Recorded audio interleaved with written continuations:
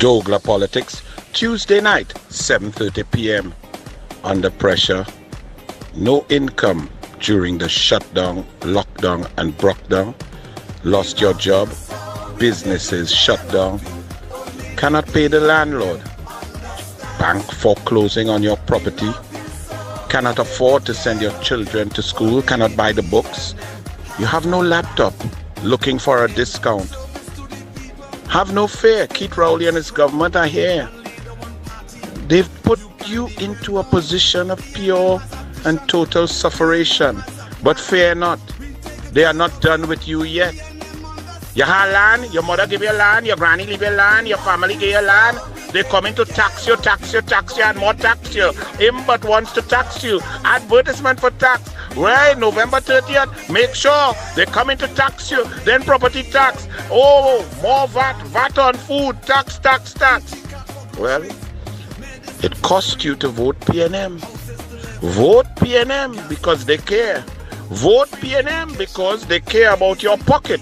They want to empty it and keep it empty. Douglas Politics, 7:30 p.m. Tuesday night. The only building rising in the sky, Balize House. 70 million, 80 million, 100 million. Who's the contractor? Did they tender it? Where the money coming from? How come so many different contractors? Did they use Tranquility School? Balize House, reaching for the sky while you reach into your empty pocket.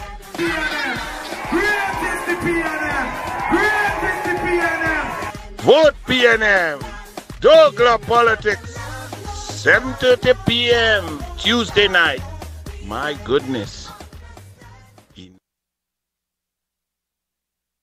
Douglas Politics. This is Douglas Politics, yo.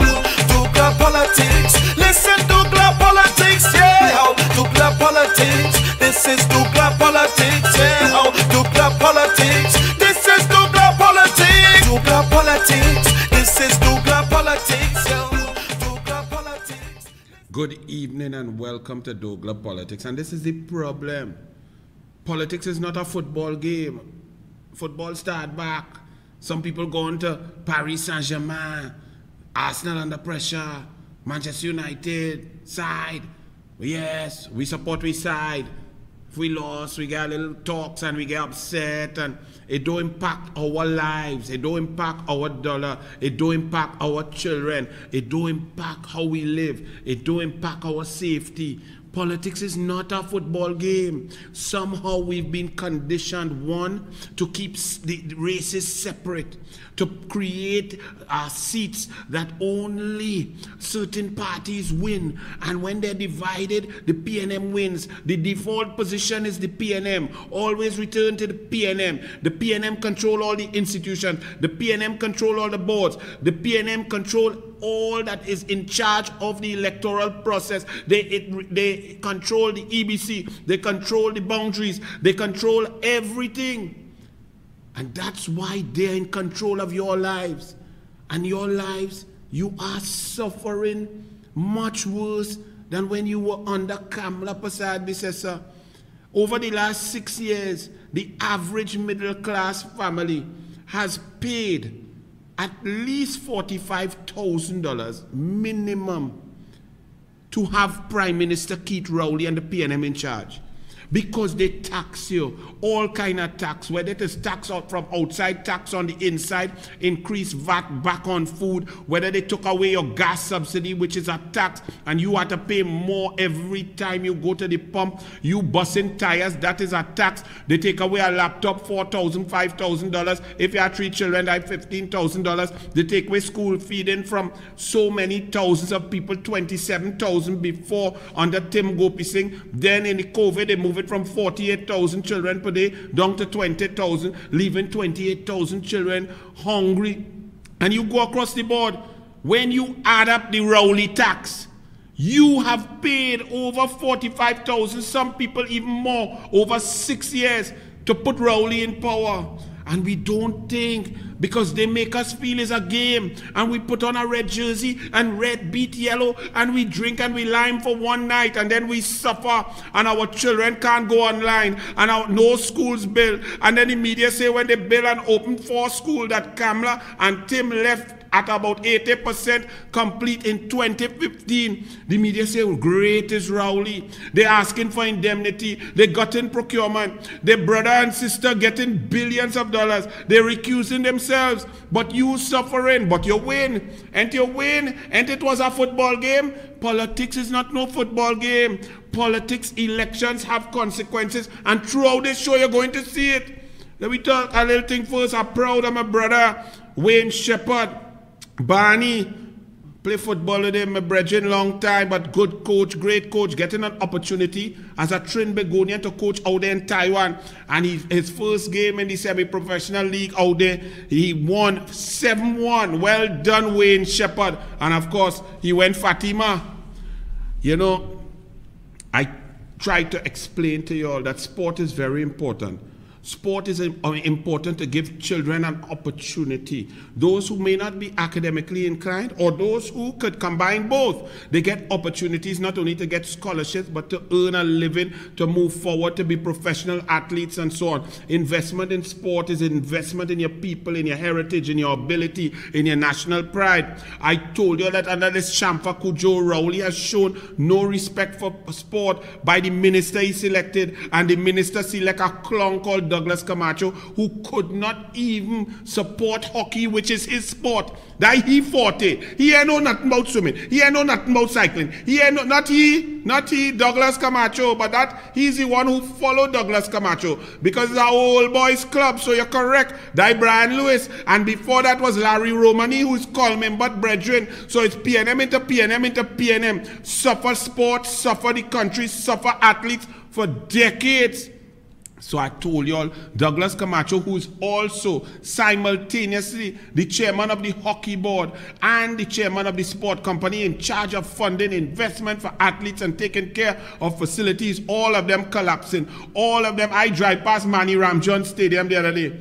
The car park You could carry dune buggy and have, you know, like if you're racing dune buggy in the desert, you could do that in Manny Ramjohn car park. The place looking like a shantytown. The scoreboard nearly falling off the concrete. The seats, the whole thing looking rusty and disgusting. That is Manny Ramjohn Stadium. All you're serious? And all the stadium, all the facilities in Trinidad and Tobago just depreciating because of Douglas Dunce P&M Camacho. And I told you all, if he cannot even take care of hockey, he can't even put down an AstroTurf to hold a whole hockey season. 5 years he there, he's done nothing for sport. We just had the most painful Olympics where our athletes went out there to be slaughtered because we did not prepare them. Then we sent our junior hockey teams, and I told you all, I said you cannot do children that, to send children who are proud to put on the red, black and white of this country out there unprepared and doing them an injustice of putting them in there just on the eve of playing a match without being able to acclimatize, without being able to focus, without being able to get a sense of the feeling, the oxygen content in Santiago, Chile, whatever level they were playing at. I said that is disgusting. That is a sin in itself. If you all don't remember, let me remind you what I said, because the country is now waking up to realize that elections have consequences. And if sport is important to you, then Red can't be your team. Because Red don't support sport. They starve sport. They send our athletes out there without support. There could be nothing worse than that. Archie, remind them what I said. Imagine them talk about how they're supporting sport. Let me read that story from Today paper, Tuesday, August 17, page 45, Trinidad and Tobago Guardian. Let me read that for you. Trinidad and Tobago junior men and women hockey teams face the possibility of going into their opening matches at the Junior Pan American Hockey Championship on Saturday within hours of their arrival in Santiago, Chile. The junior men's team is set to face pre-tournament favorites Argentina from 11:30 on Saturday, while the junior women squad is due to battle with the women's powerhouse USA on Saturday. So here it is, our hockey teams, national hockey teams that have been preparing for the World Cup qualifiers. These World Cup qualifiers have been scheduled for the last 2 years or more. We know when they are occurring and where they're happening. Douglas Camacho is the head and chairman of sport company under the PNM. He is also the chairman of the hockey board. But these two teams cannot leave Trinidad and Tobago to get to Santiago, Chile in time to acclimatize, settle down, train, get a touch of the ball, get a touch of the AstroTurf, feel the game, feel good, eat, get settled to play Argentina. And let's find out why. Because of the unavailability of flights, really. And somebody, Douglas Camacho and them trying to say, well, it's 50 people, so what? You have 2 years to plan, 3 years to plan. How long it takes? If you have to go in flights, if you have to go in group of 10, it's 5 different flights. You put a manager, a coach, a ball lady, a chaperone on each flight, and they go 10, 10, 10, 10. You go on 2 planes, 25, 25. You organize, but you could not get funding. That's the problem. The funding come late, so now the children scrambling. And this is the next 3 years to 2024. We starting off the same exact way. Incompetence, stupidity, lack of heart, lack of understanding, and dotishness. Why Douglas Camacho, Champa, Brian Lou, why all they don't just resign? You're like totally incompetent and totally useless. But somehow, what you like to do, interview on TV6. Oh God, yes. Well, we did very good. And yes, oh, mommy, if you saw me on TV, I look cute. Huh? That's what you like? Because this cannot be right. Our young athletes are now going out one to the slaughter. Imagine you going to play Argentina, you know land with your passport. Hey, ¿dónde vive? Ah, Trinidad y Tobago.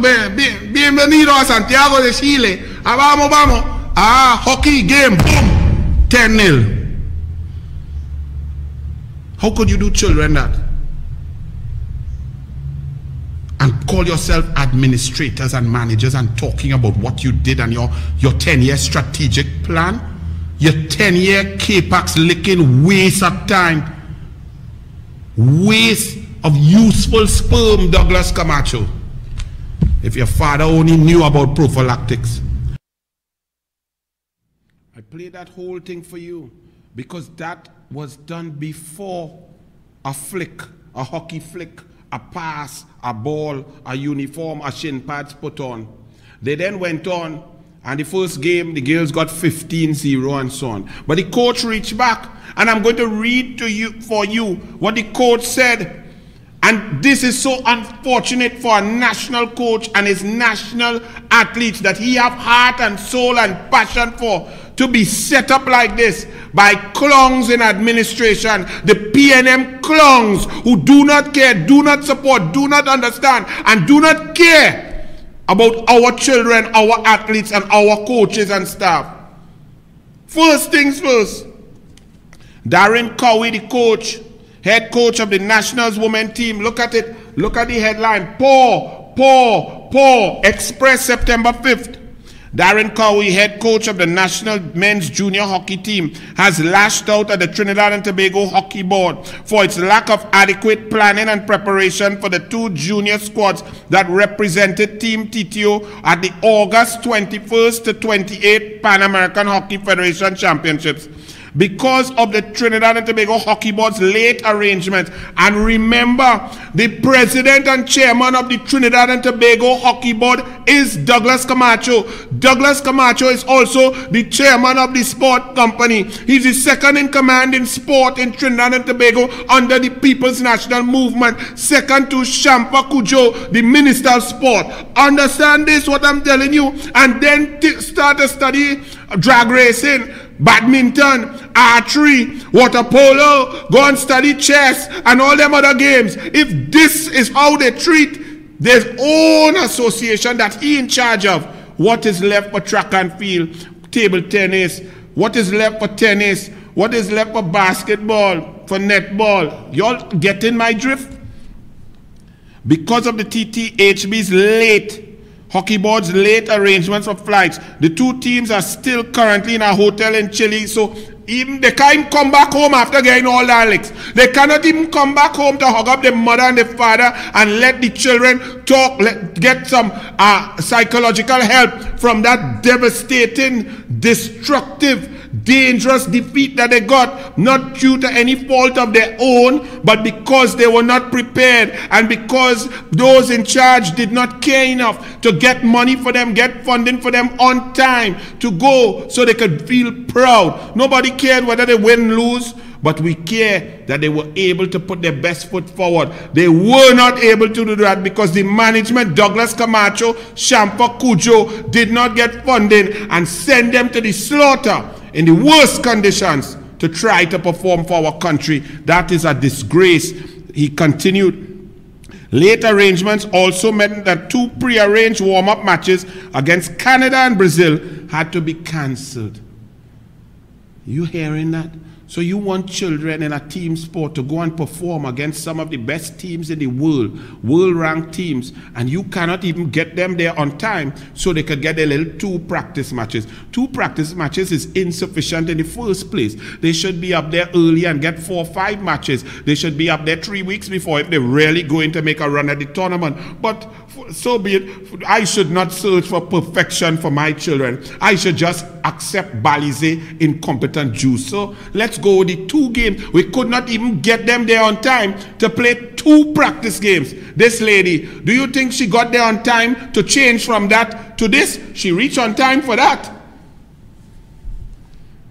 Cowie said he and his squad's flight to Chile was only confirmed by the Trinidad and Tobago Hockey Board officials Douglas Camacho the day they actually left on August 19th. So imagine their flight is now confirmed 2 days before the first flick off. So the children who are preparing all that month before, only hearing, Mom, when we going? What's the flight? And when we leaving? When to pack we bag? Well, we not so sure. We ain't get no money yet. How could you have children mentally prepared to do anything? They continued. Both teams ended up in Chile on the morning of August 21st, the competition start date, and were then quarantined for 48 hours before the women's squad was released mere hours before their first match versus the USA, in which they were hammered 0-15. You all find that is fair? Do you know what it is to be on a pitch, on an AstroTurf, and get hammered 0-15?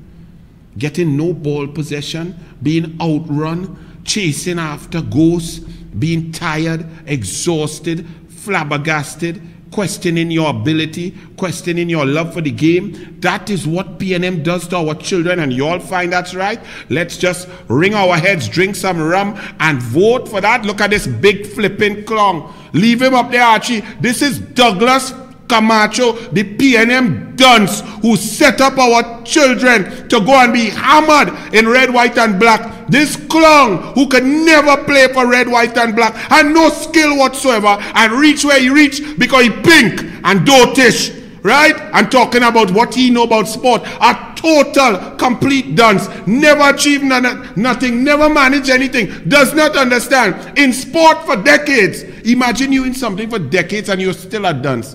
He's a decadal dunce. Yes, children, Uncle made up that word because nobody could be as stupid as this. Continued, leave him there. The TTO women had 15 available players when they played at the Pan Am opener against the United States on August 23rd. There are 4 United States-based players.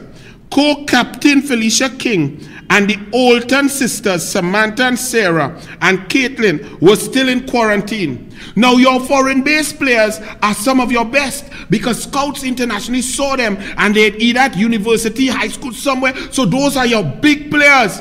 This clown could not even get the big players there. So we going into a big match, late, tired, jet lag, no food, hungry, just come out quarantine, no practice match, and we best players not there. And y'all think that is not negligence of the highest order, this flipping clown here? You see, all you don't care because not your children. I have no child on no hockey team. I can't even play hockey. I can hardly even spell hockey. But I know that you cannot do children that. I wonder if this fool have children. We continue. On August 13th, Minister of Sport Sham, put the next picture now, Shamfa Cudjoe, informed during an overview of Team TTO's performance. August 13th, I want all you to pay attention, you know. August 13th, if you could slide here a bit. Anyway, you put half your face, you understand? Because it's Dr. Jekyll and Mr. Hyde. So she have difference too, and he. August 13th, remember the tournament started. August 21st is the first flick-off, first game. They didn't get confirmation of their flights till August 19th. Here what Shamfa Cudjoe sitting next to this clown after they were giving us an analysis of all the work they did for 5 years previously before our athletes went to Tokyo and came back with not one medal. Where our athletes went in a 4x400 relay and a man had to run with soreness all in the hamstring that he couldn't even make to finish, and he could have injured himself, but he showed heart and soul, St. Hilaire. That's what they did to our athletes in Tokyo. They come to tell us that they are so fantastic and they are so great, and it's the national sporting bodies that are no good. The coaches are no good. The athletes are no good. And if they need to be accountable and tell us where the money is gone, and have Martin Daly trying to defend this pink one here because they live about the same kind of era, you know, the same kind of elitist brethren. Not me. I don't care about none of flipping all you. Hear this now. Hear the Minister of Sport who does jog. And Angus Young, brother of Small Pin Young Ball, oh, she runs half marathon. Angus Young, why you don't run and hush your stupid mouth? Right? Why you don't run with the people money, 3.81 billion? You running, you telling people about pay taxes, you get real lucky boy Angus Young. She does run half marathon, just like Stuart Young, win a triathlon in junior national triathlon. Which one I ask you, Mr. Lion Angus Young? Stuart Young could ever win anything? With the two knock-knee left foot, right foot, can't even dance to your own PNM song? You tell me about he wins something? Man used to be lapping he in Marlin's pool. On August 13th, Minister of Sport Shampa Cudjoe informed during an overview of the Team TTO's performance at the Tokyo 2020 Olympics that she had hours earlier, August 13th, hours earlier, signed off on $1.8 million for the hockey teams. She boasting about that, you know. She now signed off $1.8 million on the 13th. That check, when they collect it on the 14th, had to go in the bank. I don't know what day the 14th was, but the bank would take a couple days to clear that, 15th, 16th. They then had to go and rush and buy tickets, and that's why they couldn't get tickets for all 50 because they last minute. And then they went and then they had COVID-19 and 48-hour quarantine. And this is what these two clowns, Douglas Camacho and Shampa Cudjoe, boasting about treating our children like that. All you might say, Anel, what you vexed for? Why you taking so long on this topic? Let me tell you something, because all you don't understand, I don't have no child play no hockey. I don't have no child who ever play no hockey. Hockey is not one of my favorite sports. I don't dream about going home to watch hockey. But children, red, white, and black, the sacrifice of the parents, the pride of the parents when their child went into the selection and they were shortlisted and they then made the national team and they go into try to qualify for a World Cup. The coach and the staff drilling them, they're running the drills, the shuttles, they're doing their work, they're passing, ball hitting them in the eye, they're putting ice on the head, they're working, they're in the gym, they're in the pool, they're putting their blood, sweat, and tears, only for two clowns from the PNM to set them up. That's why I'm vexed. So if I take too long, I humbly apologize. But all you better understand and recognize that elections have consequences. And that alone means the PNM don't deserve to be in office to do children that.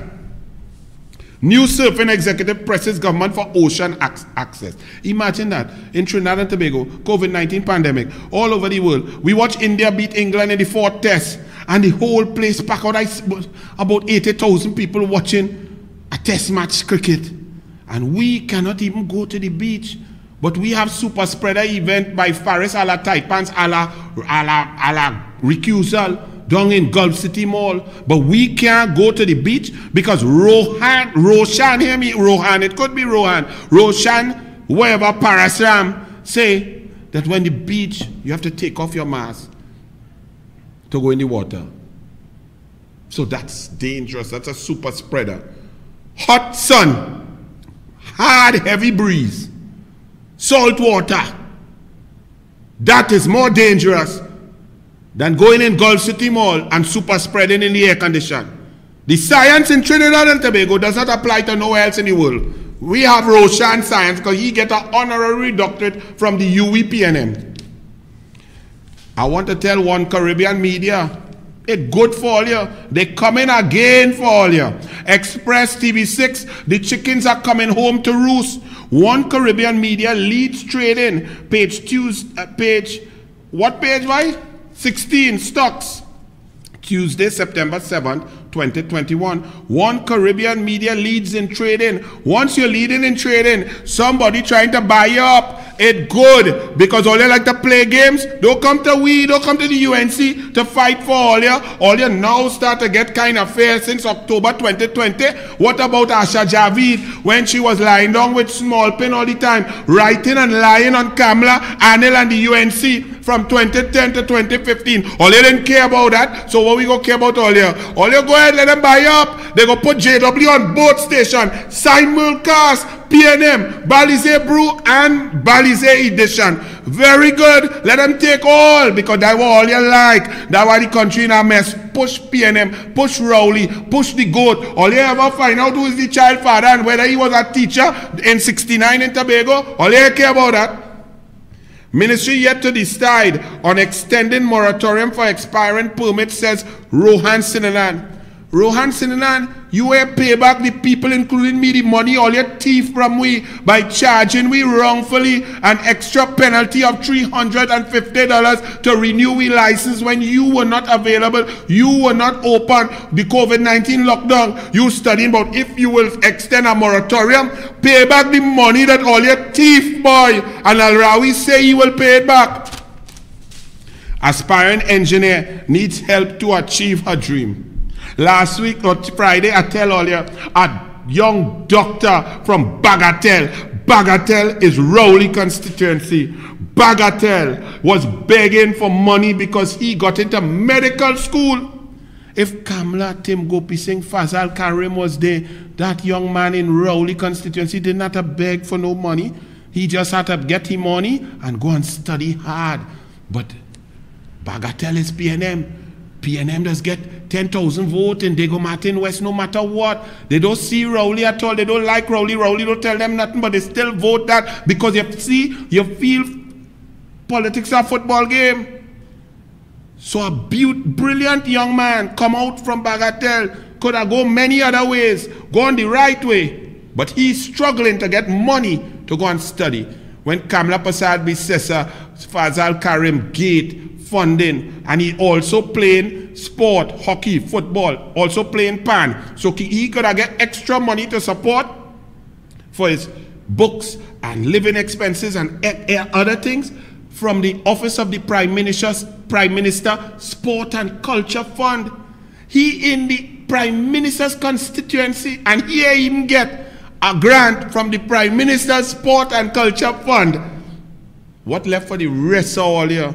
Aspiring engineer needs help to achieve her dream. When she was 14 years old, Liz Seret Samuel set her sights on a career as a mechatronics engineer, a discipline that unites the principles of mechanics and electronics and computing and generating simpler, more economical and reliable systems, but she needs money to study.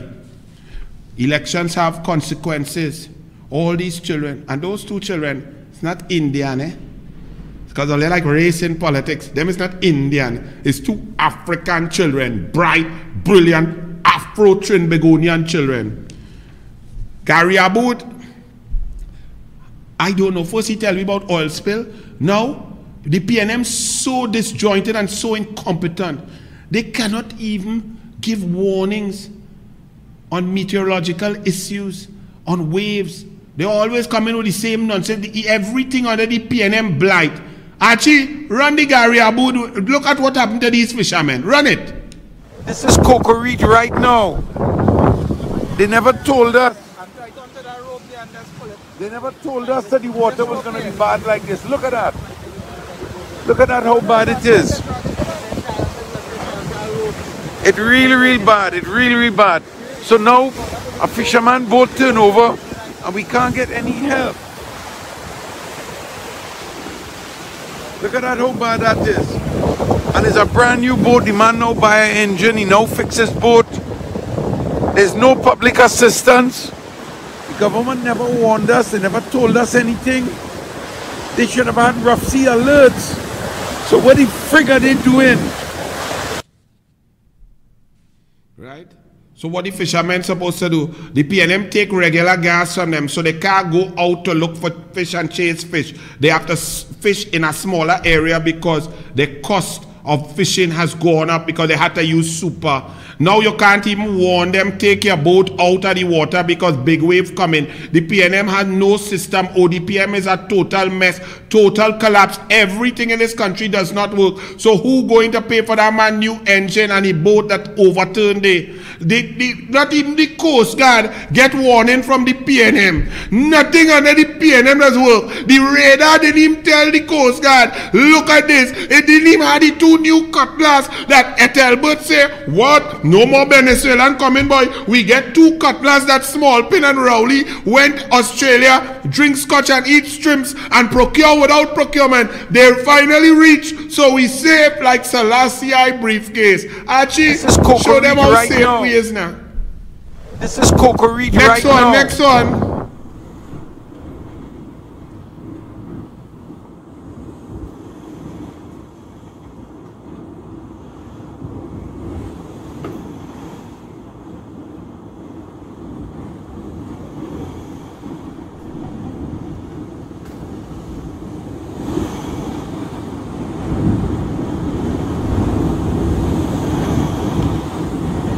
The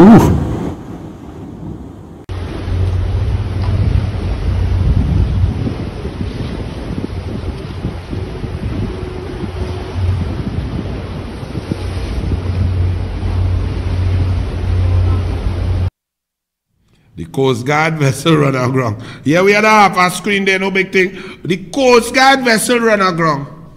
Coast Guard vessel didn't even know to get out there and go and float and ride out the big swell and them. On top of that, what the Coast Guard vessels, remember all the time, I telling all you, we look at them Coast Guard vessels always park up there. We have an illegal immigration problem. We in a pandemic. Brazilian variant came. We saying deadly Delta variant, we trying to battle it.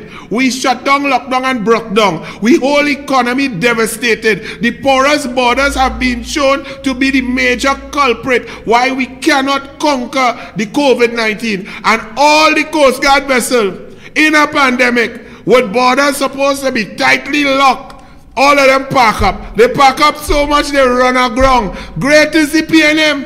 I can't make this up. Let me tell you, even in Tobago, the police and the Coast Guard and them don't even know under the PNM how to launch a boat. All you feel is joke I'm making. Archie, show them the man. Look at PNM trying to launch a boat. The brain. Hey, on Fantasy Island, they used to say, the boss, the plane in PNM. You start to wonder, where the brain? Run it, Archie.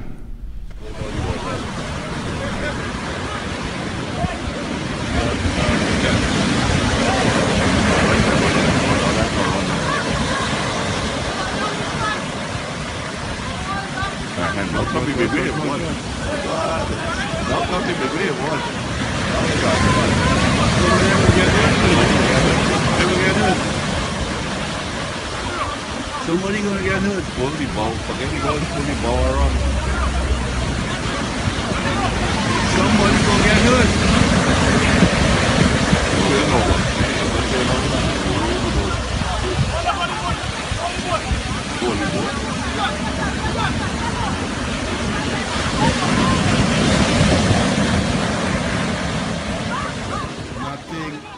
Nothing works under the PNM.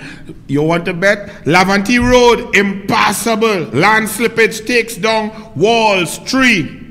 Golden Grove Bridge, reconstruction to be completed next year. This thing break down, bust down and mash down since 2020 October. Them going and complete that next year. One page, work finally underway on Beetham sinkhole. Holes in Glencoe Road worry residents. And just the other day, bullet and death worry the Glencoe residents. And the MP is Keith Christopher Rowley. MP, Pure Corporation to visit collapsing Laventille Road. All of that is one page. Then, more flooding in Chase Village and Freeport. Central Regional Head wants grants sped up to assist people from weather damage. Ministry, Wassa, TNTech working to restore water and power. But Rohan gone down in Maruga because they pave a piece of road. But the people are waking up because you cannot continue to treat people with scant courtesy and disrespect. Roads, infrastructure, bridges, landslips, everything shattering, floods, riverbanks, crops gone. This is total incompetence. So look what happened when Rohan went to Gallery with a little piece of road paved. The whole of Maruga mashing up. We showed you all pictures last week. The whole of the bridges, people house going, people land slipping away, people losing everything. But Rohan going to walk to Gallery because this is the government of Gallery. Run it, Archie.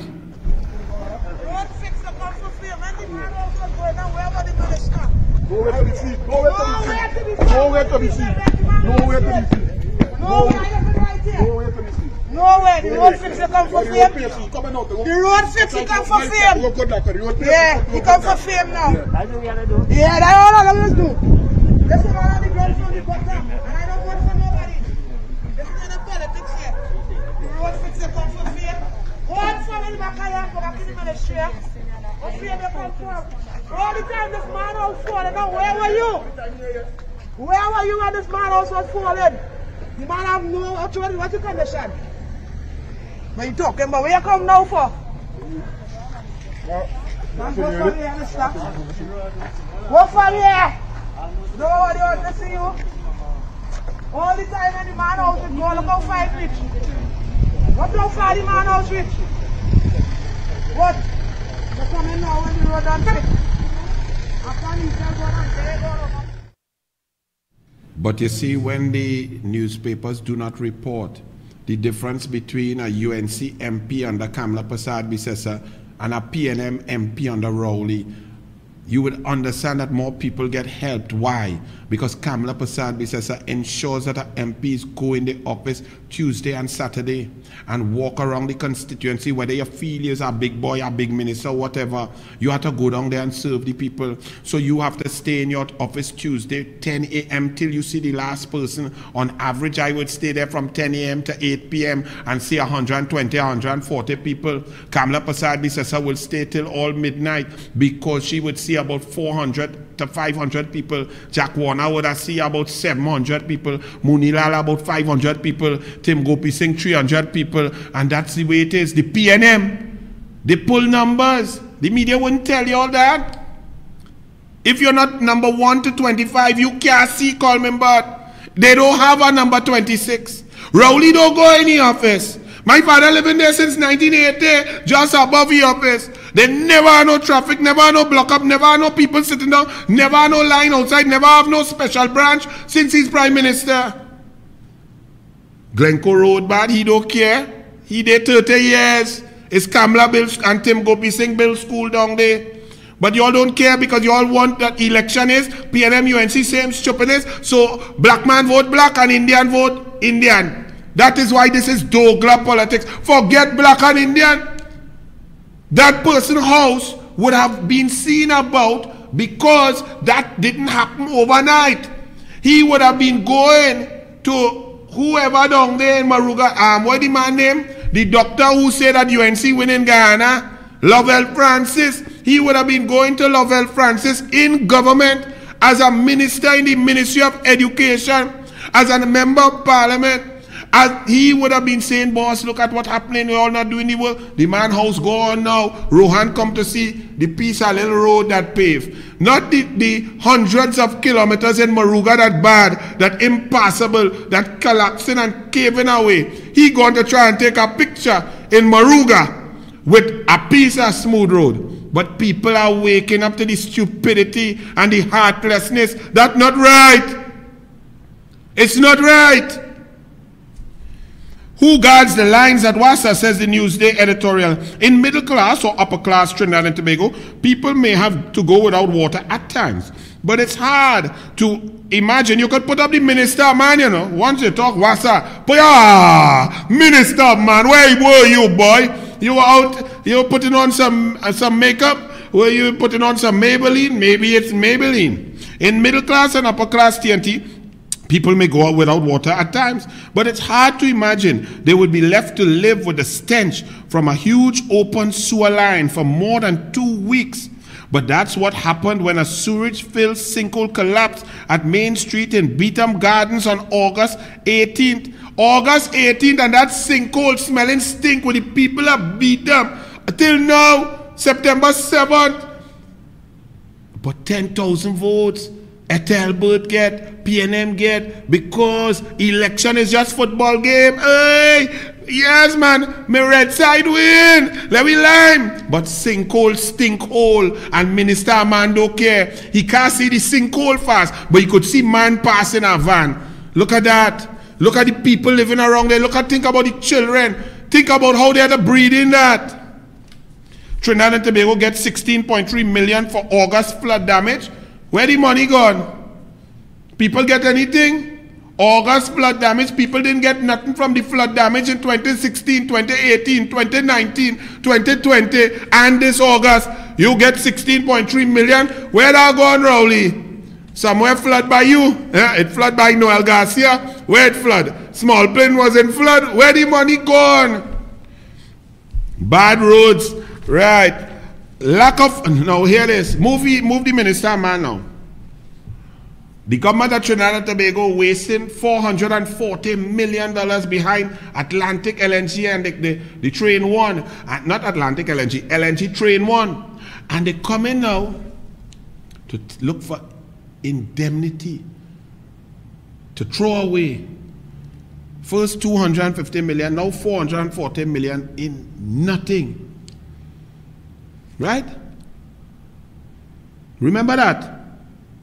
I'm going to read something for you. Lack of funding, counseling group Lifeline facing closure. Lifeline says it has run out of funding and faces the threat of closure.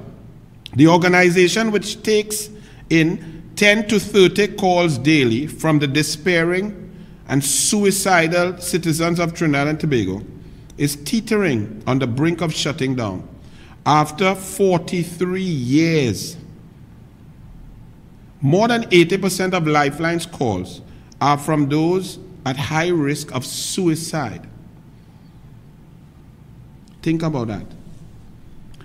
The risk of suicide over the last 18 months has increased dramatically because of the pressures of the COVID-19 pandemic on health, on relationships, on jobs, on risk, on losing of life savings, income, whatever it is. The stress on human beings has gone up. And therefore, consequently, the suicide rate is up. Therefore, there's a greater need for these sort of organizations who do this life-saving work. Lifeline, that someone could talk. Do you know that Lifeline now, they cannot even afford to have a toll-free number because the government has not funded them? So if someone is suicidal and they call Lifeline, Lifeline has tell them, well, this is we want to talk to you, but we have to tell you that this call is not free. That may lead the person to hang up and kill themselves. This is not even funny. It's not even a joke. But I could show you in the last few shows that the ODPM spent $90,000 in one day to tell us the jeeps and them was out there in the flood. We saw and continue to see the Ministry of Social Development spending 20 to 30,000 per newspaper for the second set running. So that is 30,000, 90 by 2, 180,000 in advertisement with Donna Cox's face to say, yes, boy, we roadmap to recovery, we going good. What would $180,000 to Lifeline have done? It would have kept them in operation probably for 6 to 8 months. But all you spend that on some ad to make your weave and bundles look good. But Lifeline gonna shut down for those of us who are most in need. And you all find that right? That's real caring. And you all don't understand that when you have a prime minister who don't even care about your own children, that he couldn't care about you. He couldn't care about strangers, and therefore everything that deals with people is in a total mess. So Lifeline can't get funding. Wow. They went to Tobago for a retreat to Lime and relax and spread COVID, super spreader, to see if they could kill our next minister with COVID. They went and do that, you know. How much that retreat cost? Approximately $1 to $2 million. Security, food, hotel, rooms, all of that. $1 million. You know what Lifeline could do with $1 million? So if they didn't have the useless retreat, Lifeline could have gotten funding from the government and been open for 2 more years and serve the people 10 to 30 calls toll free. But now that's not important. Lifeline? Who care about all their life? Yeah, to go and drink scotch and eat shrimps in Tobago, yes, man. Break all the health regulations. Hug up, rub up, and love up. Let the minister and man try to look to see which man coming late and which man on time. Property owners must submit valuation form by November 30th. Elections have consequences. COVID-19, your savings gone, you can't get forex, your business shut down, you lost your work, they foreclosing on you, you lost your car, your children can't go to school, you have no laptop, you have no Wi-Fi, they ain't give you no MiFi, you have no devices, nothing going on, you're under pressure, pensioner can't get the money, they come in and tax all you. All you want to run again, red side? It's football. It's football. All you don't study that. Because under Kamla, no, you see this? All them things behind me? That PNM, that Imbot, that Rowley, tax. Archie, show them Kamla. Move the tax. That's Kamla. See? Elections have consequences. Kamla removed tax, not one new tax in 5 years and 6 months of her being Prime Minister. She removed VAT from 7,000 food items. She giving children, she keeping the gas subsidy. She giving children laptops. That had she done that and continued that for the 9-10 years into the pandemic, all children, we would have been #1 in the world because our children would have just flowed straight.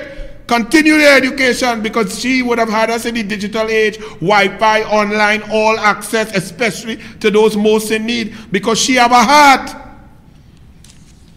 So, all you get ready to pay all your taxes, pay them, you know. Hey, they love you, boy. All you pay to pay them. You still like your team? You still like your red team? You feel it's a football game? It ain't no basketball game. Politics is life. Elections have consequences. Watch my boy. Yes, man. Pay the tax. Jam the tax. Oh, Lord. No laptop. Oh, God, my grandchildren can't go to school. Oh, Lord. My bullets flying all over the place. Oh, Lord, I bust me tire in a bottle. I could nearly crash up a landslip. Yes, man. I had no food for my school children. My sports team. My children was on the national team. They couldn't go to any competition because they didn't have no funding. But, oh, God, my side win. Bring the drinks.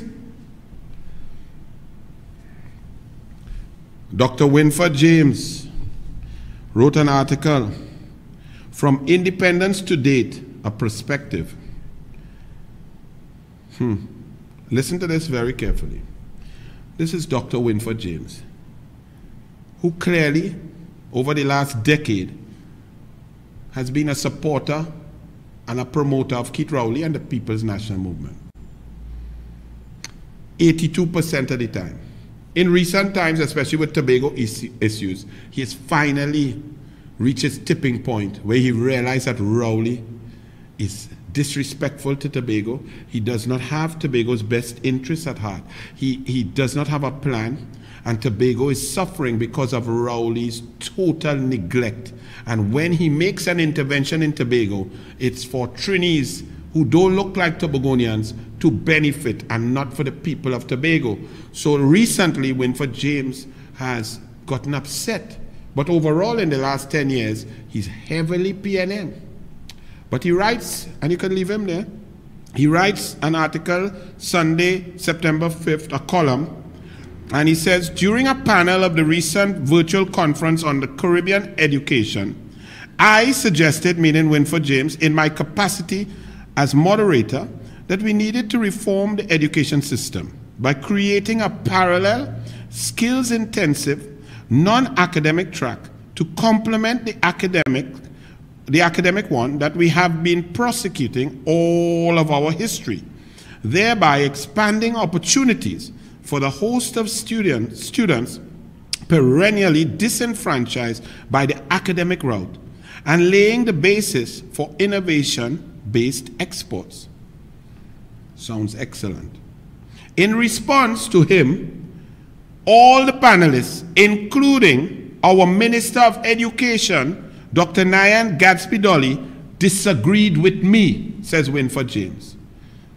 Well, sir, yes, she will. Because you know who agrees with you? That we need to have different avenues of education and opportunity to identify talent and skills of disparate individuals in the society, that some are academic, others have different sort of skills, and therefore they can be viable and have viable careers in other pathways. You know who agrees with you 100%? Kamla Persad Bissessa. You know who agrees with you 100%, Dr. James? Dr. Tim Gopi Singh. You know who agrees with every word you said, Dr. James? Fazal Karim, the best Minister of Science and Tertiary Education ever. You know who agreed with you, Dr. Winford James? MP Dr. David Lee, MP for Pointe-a-Pierre and member of the United National Congress. They all agree with you. You know who agrees with you? Anita Haynes, Shadow Minister of Education in the Parliament for the United National Congress. Do you know that all that you have said there, and I'm not just saying that, let me remind you of what took place, because you see, when things are happening in the country, but you can't see it because it's balisé covering your face, it's not fair. It's not fair to our children. Because between 2010 and 2015, David Lee and Fazal Karim built 12 MIC centers, 6 NESC centers. The Anil Robertson Sport increased sport funding across the board, talent identification, coach education, coaching caravan to go out into the country areas to identify talent, getting to put coaches into primary schools and secondary schools to see different avenues, live sport program which took the worst of the worst who were actively involved with crime, gave them counseling, coaches, national team players, got them in teams, got them into charity work, identified the talent, funneled those with talent and welding into MIC, NESC. All of this was going on. Fazal Karim increased gate funding from 400 to 800 million. He also included those skills programs in the gate funding where it was previously only academic. They not only built the centers, they funded the centers, created training programs, created avenues for education. There was increased funding of PAN in schools, culture across the board, calypso, the arts, poetry, increased funding to culture, cultural centers. All of this was going on under Kamla. So if Kamla was there, Tim Gopi Singh was there, David Lee was there, Fazal Karim was there on your Zoom meeting, they would have agreed with you, Dr. Winford James. Not Gaya Nadsby Dolly, not Rowley, not Garcia, not Lovell Francis. With all due respect, sir, isn't fairness, propriety, and what is true, doesn't that mean something? The UTT, the University of Trinidad and Tobago, Rowley has cut all those programs that you're talking about. The programs that turn away from academics, fashion design and sport, art, sport management, these sort of things. He's shut down TTHDI. Culinary arts, service industry, high-paying jobs globally, cruise ship for our young people who have that talent. But you just sit there. You see, it's hard when the people who you support are not as smart as you. They do not listen to you. They do not care about you. And they're not interested in hearing your ideas to implement because they're not there for country, sir. So I would beg of you to rethink your position, because I agree with what you have written here. And I'm telling you, sir, that Kamla Persad-Bissessar agrees with you. Do you have to like Kamla Persad-Bissessar? Do you have to like her party? Do you have to like Fazal Karim or Tim? No, no, no, no. You have to like, you'd rather like me. I'd rather like you. But I hear what you're saying. That's correct. We have to identify talent and go put our children where they're most qualified and suited to make avenues for future earnings, to create different avenues and diversify the economy, go into the creative sector, go into the innovation sector, put a science and development, research and development, app development, whatever you wanted to, correct agro-processing, agriculture, all of these things, culinary arts, restaurateurs, all of these things, Kamla Persad-Bissessar, all of these things, Rowley and Dr. Diane Nadsby Dolly, whatever she name is, they cut. So when you say that we need a system that's creating a parallel skills intensive non-academic track, that was Kamla, that was the UNC, that was there. So then it forces you to say, in response to your brilliance, all the panelists that you were discussing with, including our Minister of Education, Dr. Nyan Gadsby Dolly, disagreed with you. Yes, they will. Because they don't have the experience, the knowledge, the care, and the information that you have. So maybe you rethink your position. And maybe you check what I've said. Go back, Look at the budgets, look at the allocations, look at the plans, go and look at the Ministry of Education under Tim Gopi Singh. Go and look at Fazal Karim, Ministry of Tertiary Education. Go and look at the Ministry of Sport, the Ministry of Culture during that 2010 to 2015 period, and you'll see some of these things. Go and look at the Ministry of Trade and Industry. Go and look at these ministries. Don't take my word for it. But we agree with you, sir. So have a good evening. Now, I pick up the Guardian, Sunday, September 5th. Helen Drayton. For those of you who don't know who Helen Drayton is a former independent senator. Remember I talked to you about her a few times? While Kamla Persad-Bissessar was Prime Minister, I read about 23 of Helen Drayton's contributions in the Senate. And 23 out of 23 were critical of Kamla Persad-Bissessar, her government, and whatever bill was laid in the Senate. And I found that strange for an independent senator.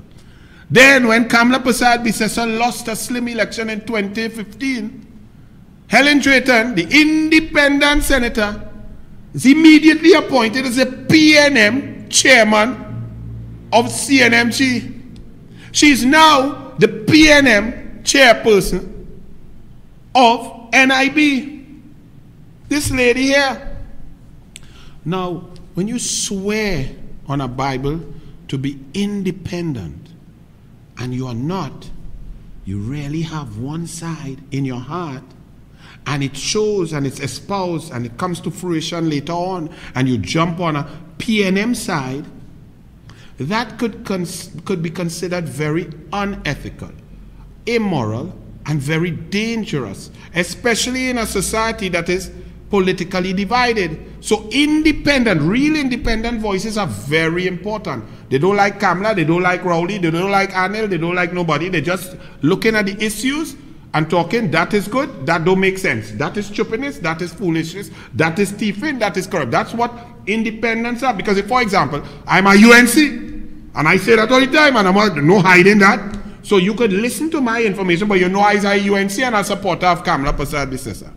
But this lady swore on the Bible to be independent.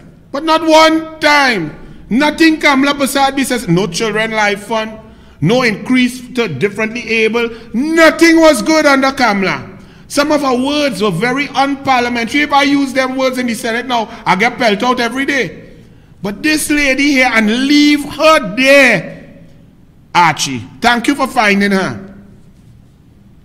Helen Drayton, in Sunday's Guardian, September 5th, reads, Beyond COVID, Education and Enlightenment. Right?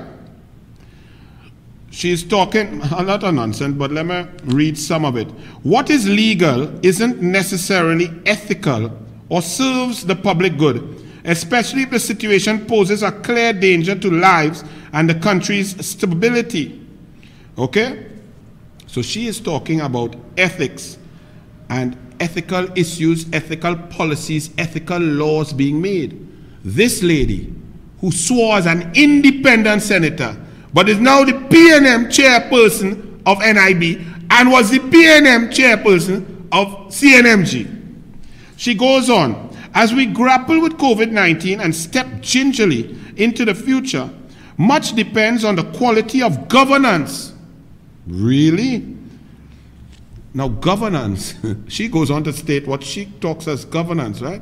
But governance principles, governance would involve independent people accepting independent senatorial positions.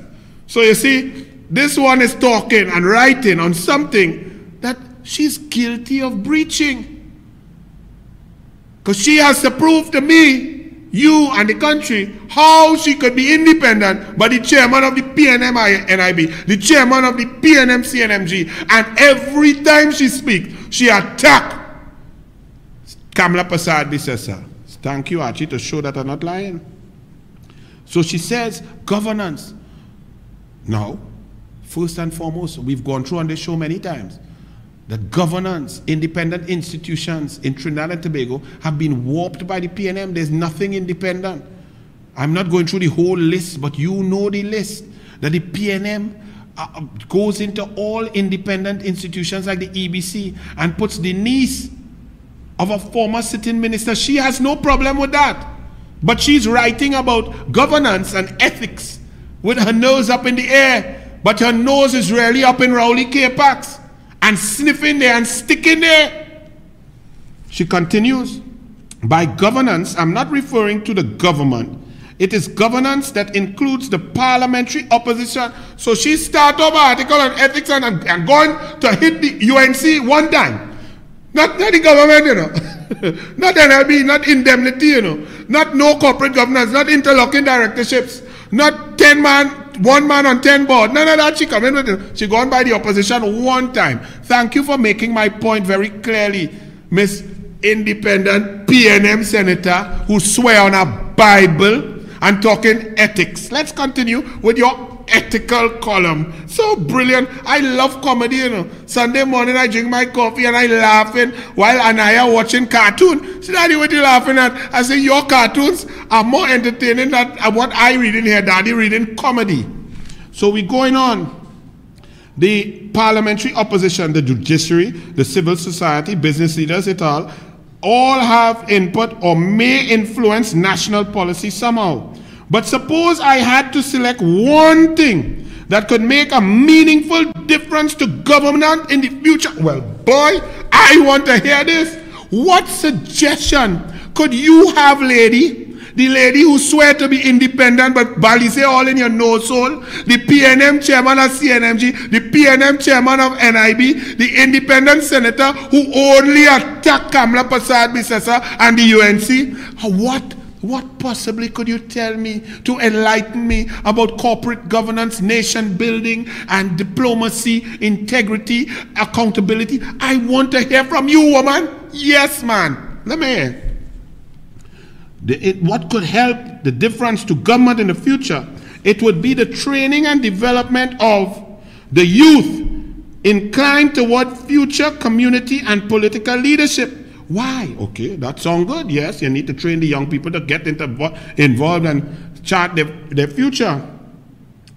And it is why their training in ethical leadership would be instrumental to the country's future well-being.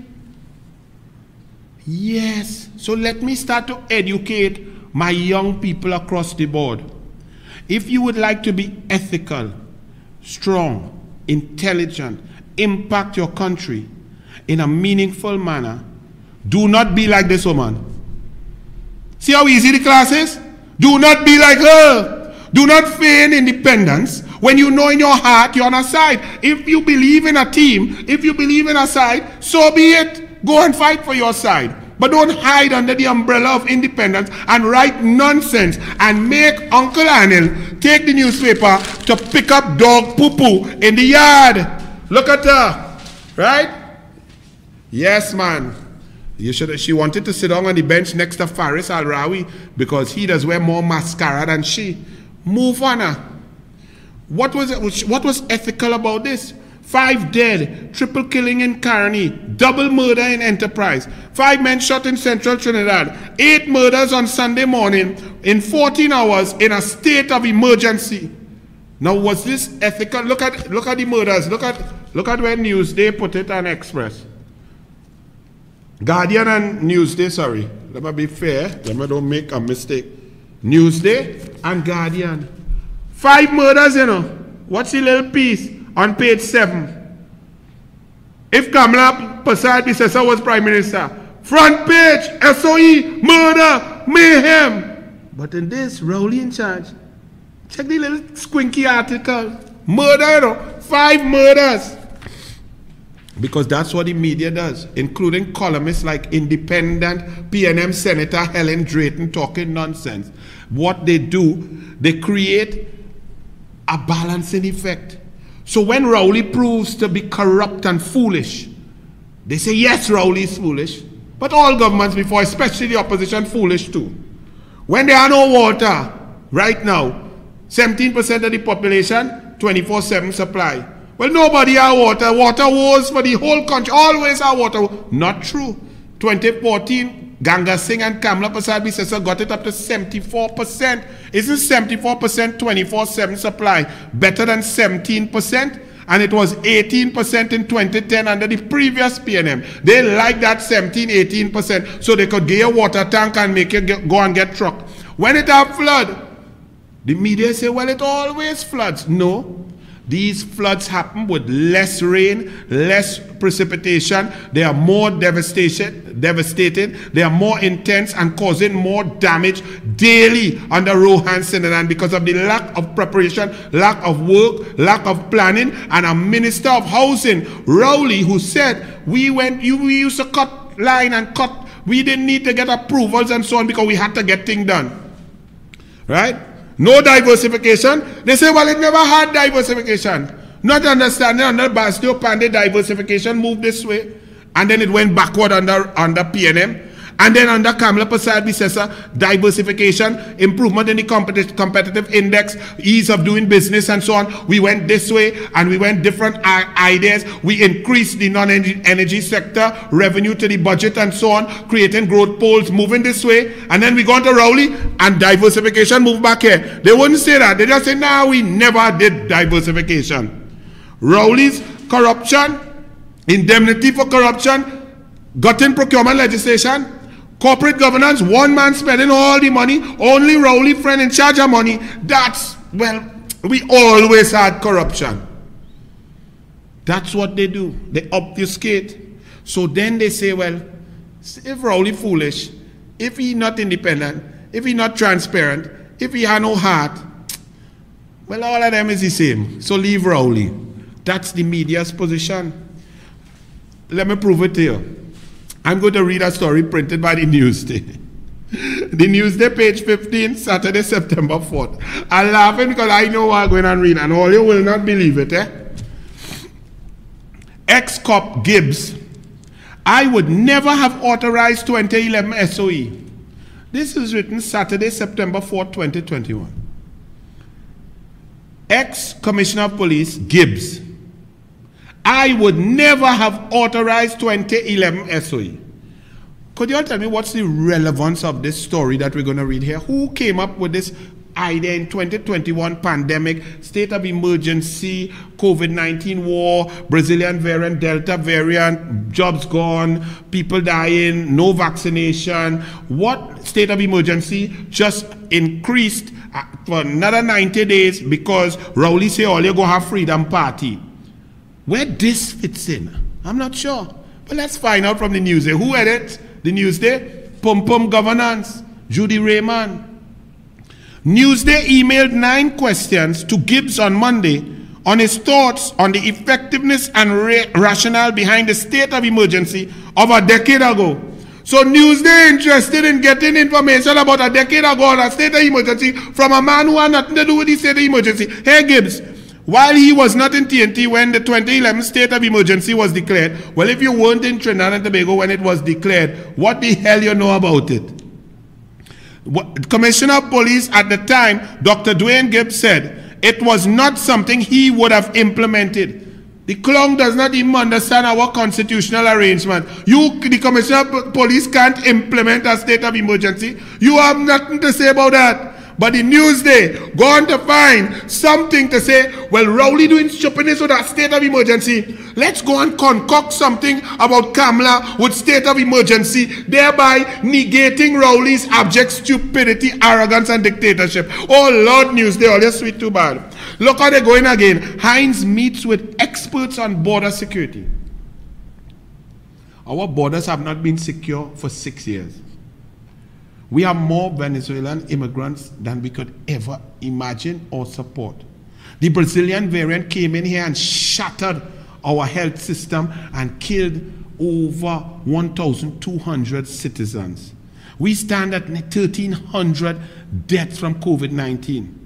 The majority, 84% of that is Brazilian variant that came through the illegal porous borders. But yet, the Newsday prints, Hines meets with experts on border security. He now meeting with them, experts on border security.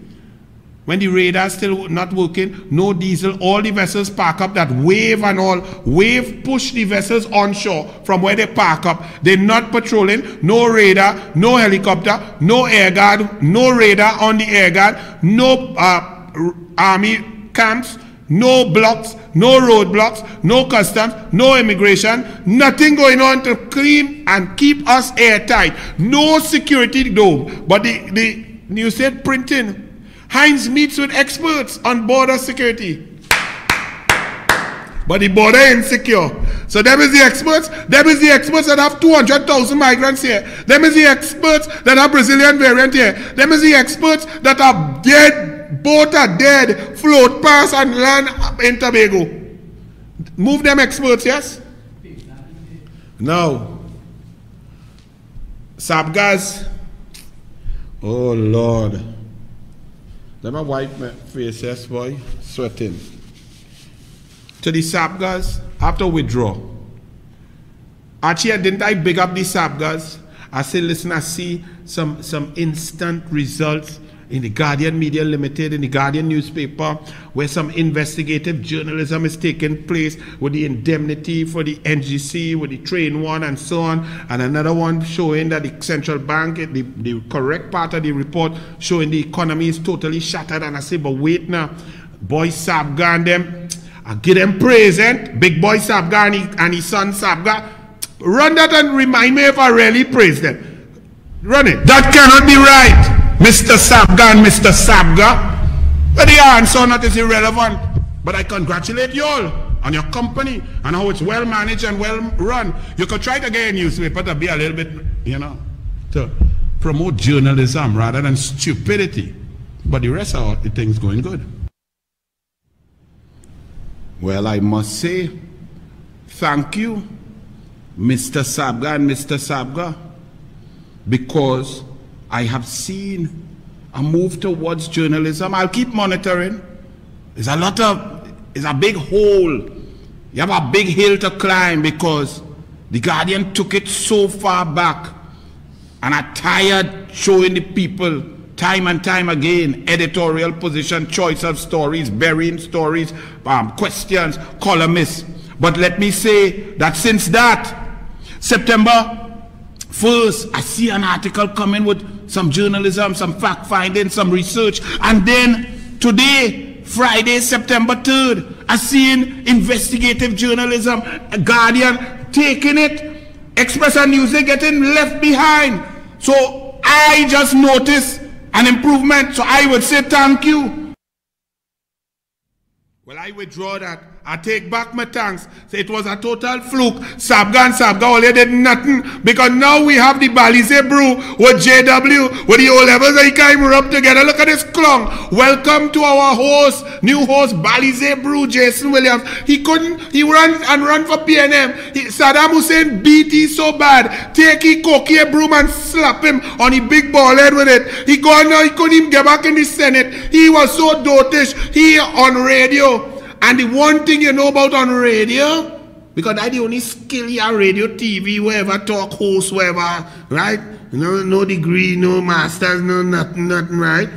Is to turn your phone on silent. He went in the Senate and the first introduction to the Senate, he get trolled because his phone ring in the Senate. He's so stupid. He get back in the Senate, they put him, he's so dotish, they put him on no chairman and no board as a losing candidate. He ain't even get a shada, well maybe because he can't get no pum-pum. He ain't get no shada, Satram power to be instructing people and so on. So what does Guardian Media Limited do? They put this Balize sucking juicer on the morning brew. And then on top of that, I wasn't going to deal with him, But then he went and talked, and like he's a true PNM. He talked with arrogance and venom to talk about he does normally ignore the noise, and he will talk about this twice, first and last, like he is some bad John. Well, Saddam beat you twice, first and last. Let me listen to what this man say. Let me hear him. Group had no prior experience or history in the arena. To be quite honest, I never even attended a rally in my life. Like this right now, if I'm talking something that's not true. So it was interesting that call came and there was an interest as always. For those who know me, there will always be an interest with people.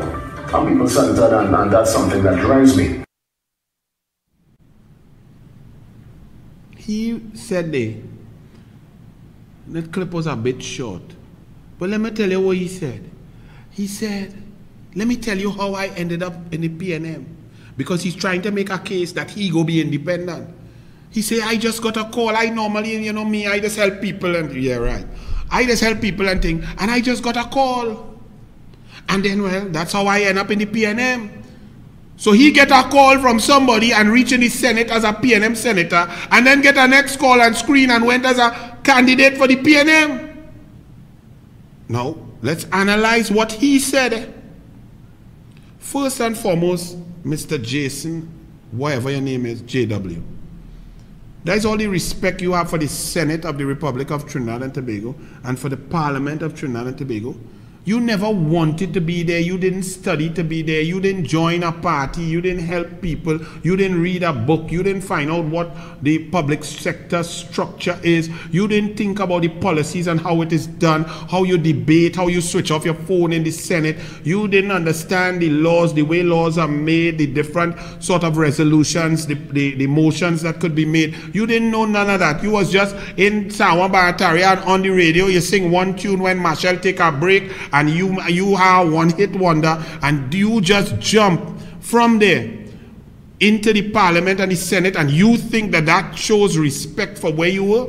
People like me, I know I going in politics from since I was 8, 9, 10 years old, studying, working, representing the country, working hard, learning, performing, getting educated, getting a degree, getting a master's degree, getting involved with charity groups, getting involved with politics and helping others move up and so on, learning the systems, watching local government, seeing how local government and central government go, learning how party structures work, party groups, how you help people, helping people, and then after about 30 years of that, 2010, I jump in to try and be a member of parliament. You just get a phone call and you jump in the Senate?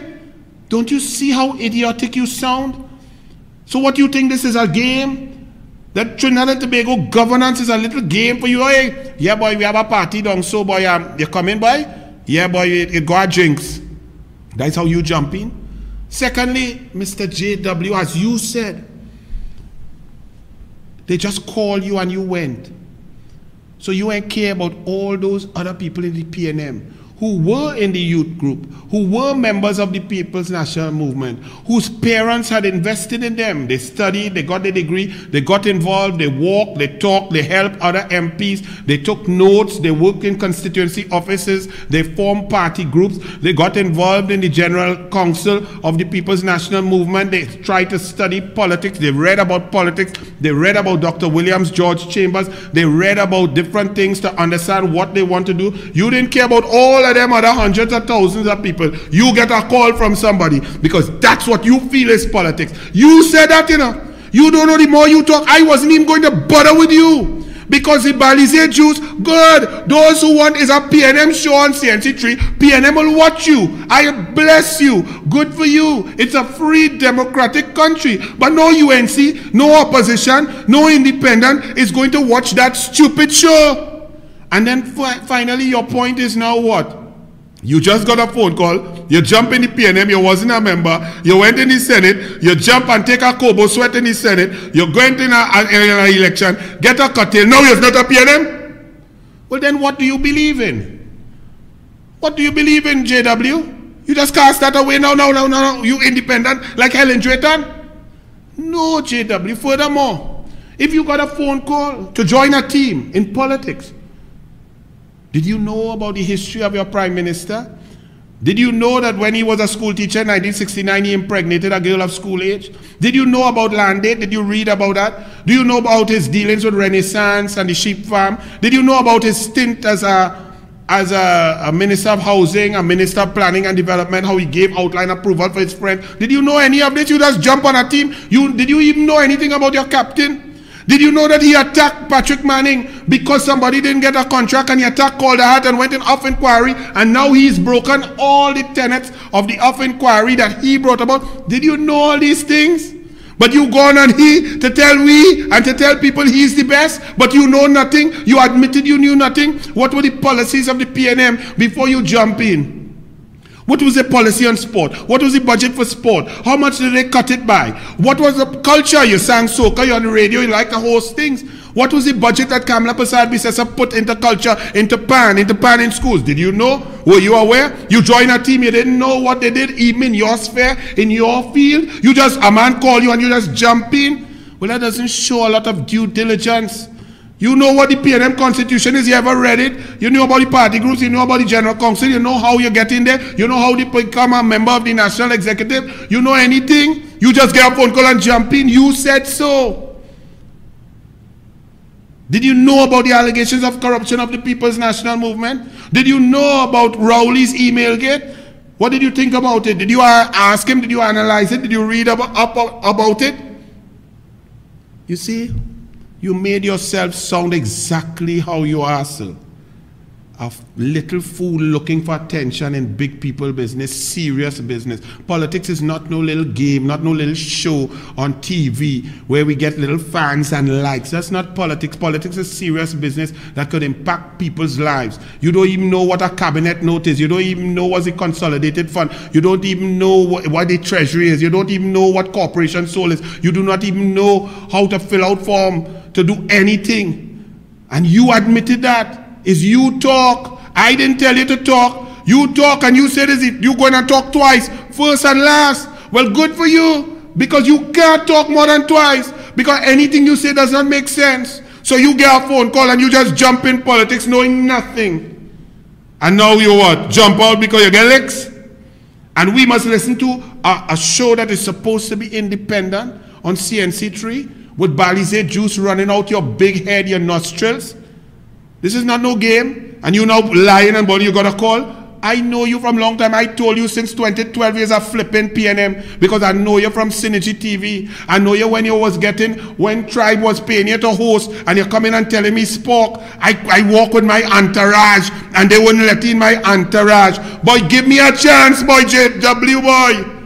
You one stupid song you sing, and you get so big you want to be in government to impact people's lives, and you ain't even read a book. Oh, now you're the host? Let me tell you something. That show, if it had anything left, it gone. So go, you better go and host that show in Balizé House that going up in the sky. So fire burn you. You have just admitted that you know nothing about politics. You have no qualification, no study. You don't even know about the PNM. You ain't read a book about the PNM. You know nothing about Rowley's policies, nothing about the cabinet position. You did not even read a manifesto, because there was no manifesto before you screen. The manifesto of the PNM came out 9 days before the election. So you didn't even know what you were talking to the people of Sawa Barataria to tell them, because there was no manifesto. Dance. Move in. Put up an intelligent man, Malcolm X.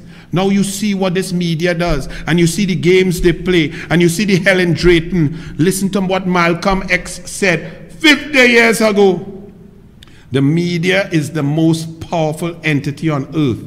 They have the power to make the innocent guilty, and to make the guilty innocent. And that's power. Because they control the minds of the masses. The press is so powerful in its image making role, it can make the criminal look like what? Look like somebody, not the cop anyway. Yeah, seeing where I read it now. Hey, you have me left, right. It make the criminal look like a saint, and the victim, and make the victim look like he's the criminal. If you aren't careful, the newspapers will have you hating the people who are being oppressed and loving the people who are oppressing. Those words were uttered by this genius, this man who studied the Quran, studied the politics of the United States of America, read every Jim Crow law, understood the state and federal responsibilities as opposed to the governors and the police and the rules and the laws and the way they were being impacted upon black people. He looked at the imbalances in education. He looked at everything. That's a brilliant man. But we had JW. Somebody call he, hey boy, yeah, you sing a song, people like you on the radio, boy. You want to go? We love you, so we take good care. Yeah, man, PNM. I don't know nothing about the PNM. I read about PNM. Don't know nothing about politics. Don't know how to win a seat. Don't know what to do. Don't know where to go. Don't know how to get a note. Don't know what ministry I could be in. Don't know nothing. Didn't stay in school very long. Yeah, boy, I'm going to the PNM. Yeah, boy. All you sign me up with the golden pen. Yeah, JW. Well said. It's a good thing it's the last time you talk. Don't talk no more. Bless. Next.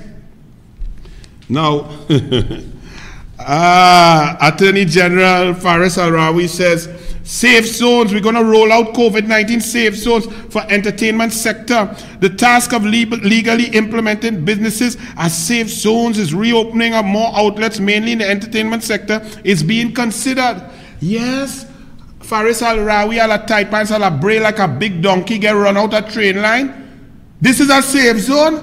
Archie, run all of that now. That is a safe zone. After you shut down Jayanti Lakshmidiyal and the councillor in Gulfview, well organized, well separated, good parking, good seating and so on, all ready. Where is that? Where is that? I hear all kind of thing. Yes. But after you shut down their vaccination drive, this is what you do in Gulf City Mall. This looks intelligent. All of those people on top of that are unvaccinated because we're looking for vaccine. And this is what you organize, Faris Al-Rawi, you who was braying without your mask and man ears and dribbling, you who went in wedding and during the time when only 5 people could gather, you Faris Al-Rawi, al-recusal, who have about 4 or 5 different videos and pictures with your mask off, talking to groups of people, you are now talking about safe zones. Move in now. But let me tell you something. The PNM, once again, look at that again. But move them, move them. Once again, the PNM is a poor messaging. They're talking and giving the concept and the idea that people who are vaccinated are far better than the unvaccinated and causing division. And they're making the vaccinated people feel a false sense of security. Because the truth is, yes, when you're vaccinated, you have a lower probability of catching COVID-19 and therefore spreading it. But there is still a likelihood that you can get it. So even when you're fully vaccinated, you need to maintain the protocols. But the messaging from the PNM is vaccine, vaccine, God, 100%, unvaccinated, terrible, throw them away, pelt away the unvaccinated, vaccinated, vaccinated, safe zone, vaccinated, vaccinated, totally safe. No. That's not true. We still have to be very careful, vaccinated, unvaccinated, whatever. We still have to wear the mask, we still have to social separate, we still have to wash your hand, we still have to check temperature and so on. So, your boy went Saturday, Thursday, to get my results Saturday, to see if I have antibodies, to see if I had COVID-19 at any point in time in the last 18 months. Well, Victoria Labs, I mean, you all were not very organized, but that's not the point here today. Enough said, Saturday I get the results, no antibodies. So I never had the COVID-19 because I was saying, boy, Pfizer reach. I didn't want no Xiao because my asthma and my doctor said Pfizer, Moderna, Johnson & Johnson. So I am weighing whether to get vaccinated and so on. If I had antibodies, I would have held back and waited for more research because I would have had an immune response from having had COVID-19. So I took an antibody test. It cost $700, but I did not have, because there are research, there's studies coming out of Israel and other places that are testing a lot now that are showing and comparing the efficacy of natural immunization to vaccine immunization. All right? However, seeing that I had no antibodies and the Pfizer was now available to the general population, I went to the stadium, Hazy Crawford Stadium today, And at 8:48, I got my first jab of Pfizer. The staff there at the Northwest Regional Health Authority was very well organized. Things ran smoothly. The nurses were brilliant. The observation period, it was our drive-through thing, so no interaction. It was well organized, smooth. When I was there were probably about 30, 40 cars. About 60 cars in the line. That was early in the morning. All right? Because I was apprehensive about the vaccines and so on, because I have asthma. Now, asthma is a very debilitating, frightening affliction. And COVID-19 worsens asthma. COVID-19, when you get it, hospitalization and so on, the stories you hear, and the ventilator that you need, the collapsing and clogging of the lungs. When you have asthma, not getting oxygen is one of the scariest things ever, you know. Back in 2001, I got such a bad asthma attack. My wife back then, I said, I couldn't even talk. I said, listen. But you know me, I wasn't talking all the time to let her know that I wasn't feeling good. But when it hit bad, I had to kind of sign language. I said, hospital. She started panic. I had to say, calm down. Because now I have to slow down my heart rate because I have no oxygen. So if you panic while you're having an asthma attack, you could kill yourself. Because if your heart is beating faster, you require more oxygen. And if you're not getting, if your lungs working at 6%, 8%, it's pressure. So when we get in the car, she panicking and want to drive too fast. That getting my heart rate up. So I had to touch her leg and say, no, no, no. Slow down. Then she slowed down too much, and that get me frightened because it'll take too long to reach Seventh-day Adventist Church in Cocorite Day, where you need to get the injection fast. Asthma patients get put in front of gunshot wounds. That's how critical oxygen and asthma is. So I was worried about that. So everybody could be worried, and we need to educate people. Look, my big daughter, she had COVID-19, she have antibodies, and her information and her research, she don't want no vaccine, right? She going with natural immunization. Can I just go as her father and dictate to take it and go? No, I taught them since they were small. Read, research, make a decision. I called her and told her that I took it this morning, 2 hours, and I'm feeling good and everything is all right. Well, she buffing me. You go on and take that. I go put you in a box and bury you. I said, girl, cool yourself. I take it to show you that you could get extra protection if you want. And she said, no, I good. I read in this. Okay.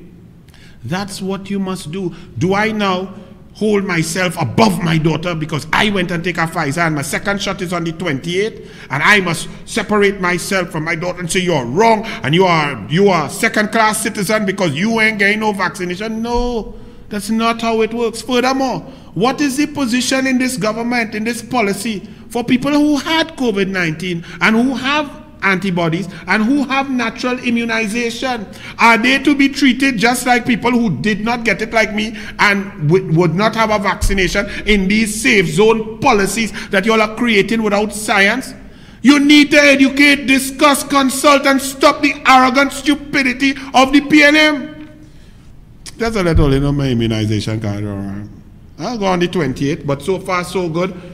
I take that about 11 hours ago. Nothing, no headache, no fever yet. Knock on wood, everything good.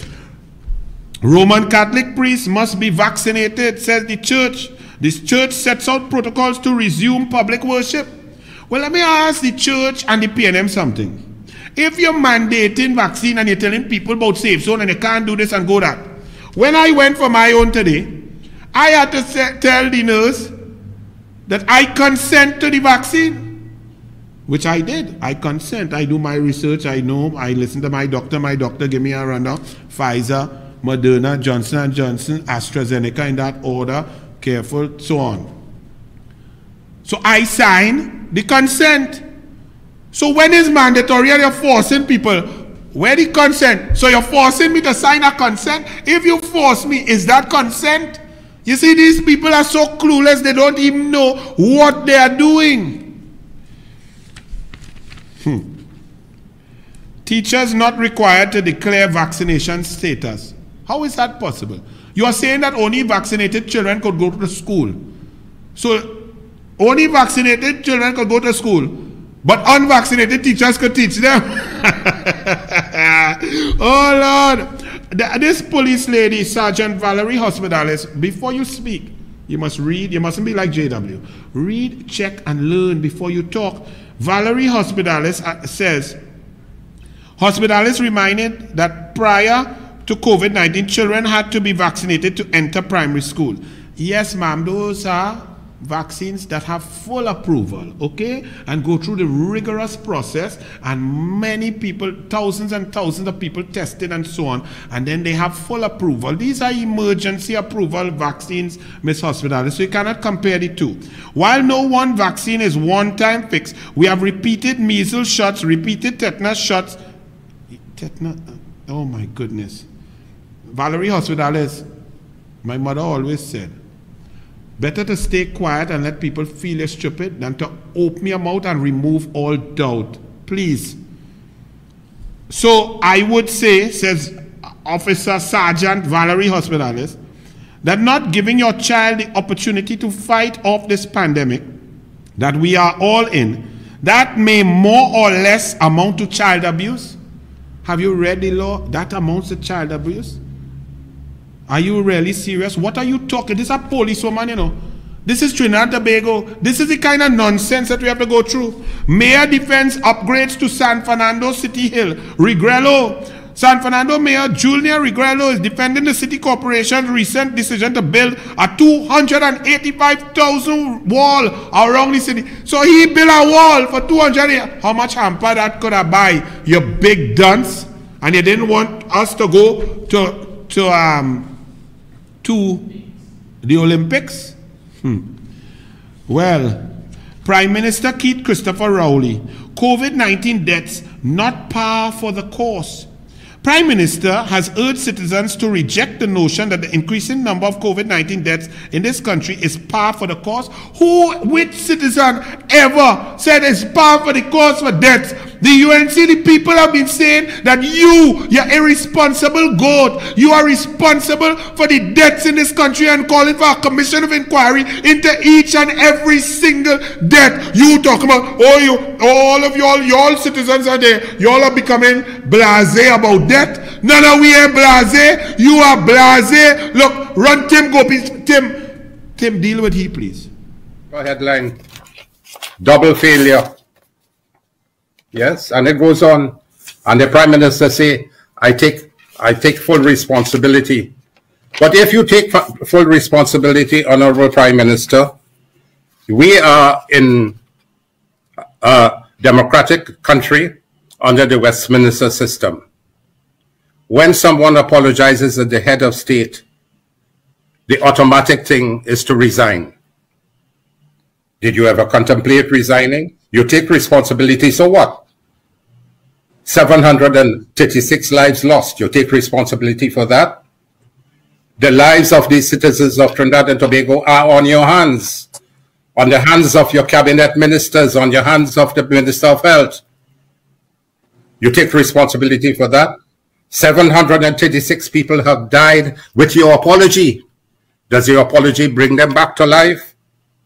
You failed to procure the much needed vaccines. So in conclusion, ladies and gentlemen, it is essential to determine whether the country's top office holders must be held. Tim Gopi Singh, the UNC, calling upon you, Rowley, to take responsibility for every death. You now come in to talk. We still are a country where every day a number of people are dying from COVID-19. We have a consistent stream of deaths from COVID-19. And I would hate to think that we are taking that as part of the cause. This man needs help. He who taking it as part of the cause, playing his golf, relaxing, calling people to spread COVID all over Tobago, people dying all over the place, state of emergency not working, porous borders, nothing done, nothing done. Davlin Thomas attacking specialist doctors, and this man now come, all of a sudden, hey, you people, you citizens, y'all are just accepting COVID-19 deaths, not us, you. Then he comes, Prime Minister worried over Tobago hesitancy for vaccine. Tobago could have been a safe zone. This is Rowley. When I tell you that Rowley had to be bipolar or needs really in-depth analysis and a blue tablet and should be insane, and some of y'all think I'm joking. This man who invited everybody to Tobago with Brazilian variant, with all kind of variant, when Tobago was pristine, beautiful, clean, and no COVID, COVID-free, he infected the whole of Tobago, and now he comes to say Tobago could have been a safe zone if we had more vaccination. Tobago could have been a safe zone if you were not the Prime Minister and you were not irresponsible to invite the whole of Trinidad over there to go and infect Tobago. Archie, run it. Remind the clown. We were following the science and taking firm governmental decision based on the advice of our health department. So today when you hear there isn't a single report of an infected person in Tobago, it is not by accident, it is by design of the staff and the government and the healthcare delivery in Tobago.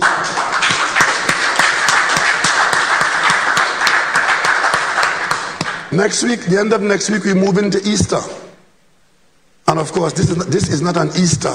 That the story is going to be the ferry, the ferry, the ferry, the ferry. This is going to be an Easter where anybody who wants to go to Tobago can go and come back when you want. So you know what's happening now? Tobago is almost full and overflowing. The place to be is in Tobago. And I tell you, the best vacation you can have at home in Trinidad and Tobago is in Tobago. Go to Tobago if you want, but when you go there, behave yourself. Behave yourself. We are in a pandemic. Wear your mask. Stay away from crowds. No partying. And so on and so on. And you can have a wonderful Easter in Tobago. Nobody asking you to go to the sea and bathe in a mask on your face. But when you come out of the water, before you go to anybody, put on your mask and everybody going to be all right. And that for me is a success of the...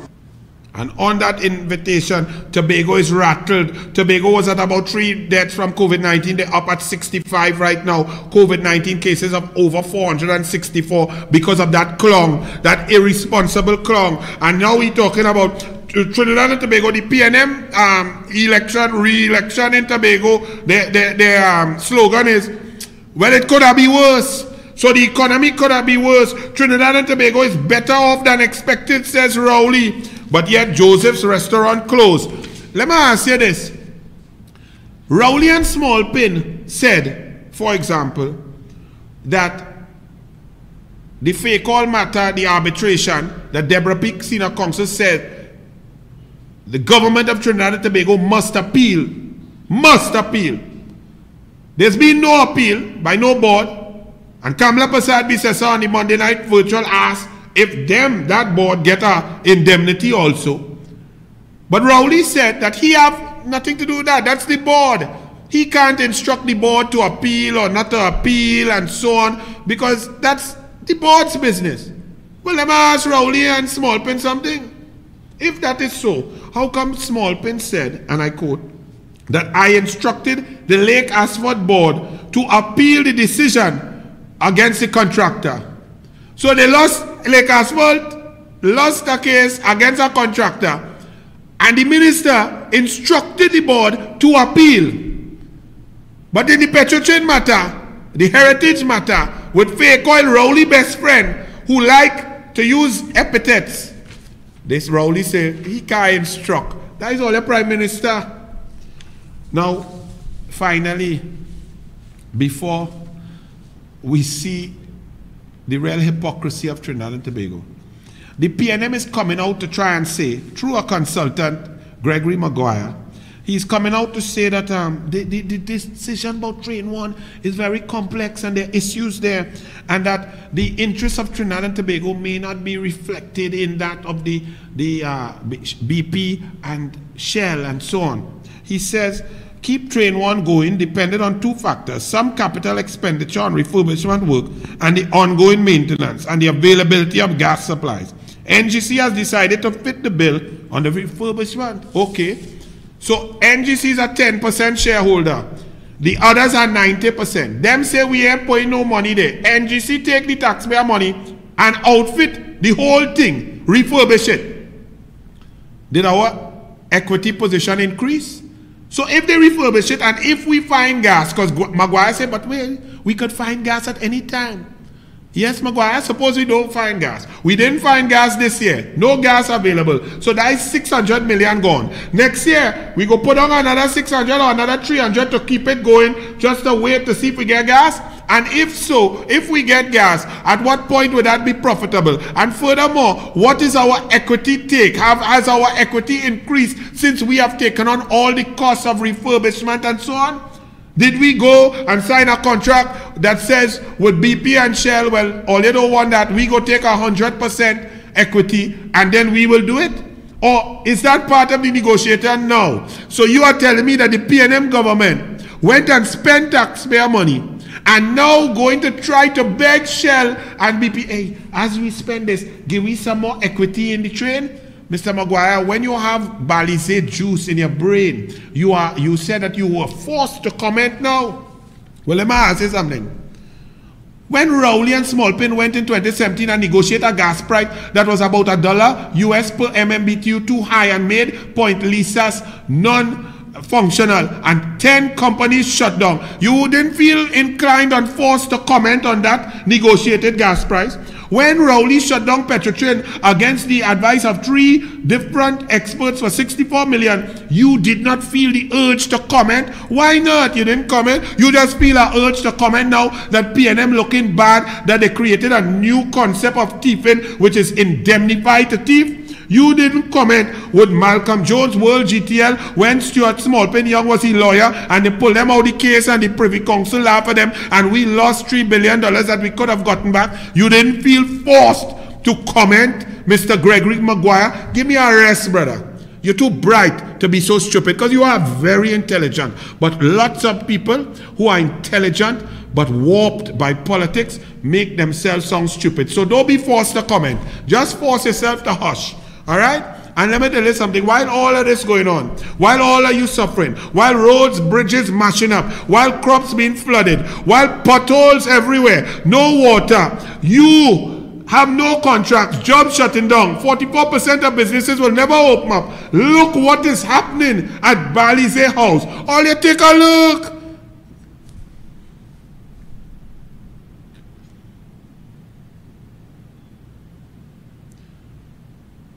Passad Bissessa Monday Night Forum, and all you make sure and listen because the media, you see the RJW, run it, man, take me up and run it big. Yes, Trinidad and Tobago, look at what is going up there. The only building that is going up to the sky, Balizé House. Did they use some of Tranquility government land? How is it going up so high? Look at the square footage. Look how huge it is. Look at Balizé House, approximately $80 to $100 million worth of construction. Who is the contractor? I pass here frequently and I've seen different contractors daily just coming in. Is this the PNM Balizé landed? Is it? What is the lease say? Can this old Balizé house exist with the new structure? Or does the lease say that there's only one building per plot of land? So everything crumble, but Balizé House and the PNM rising. Well, you go ahead, vote race.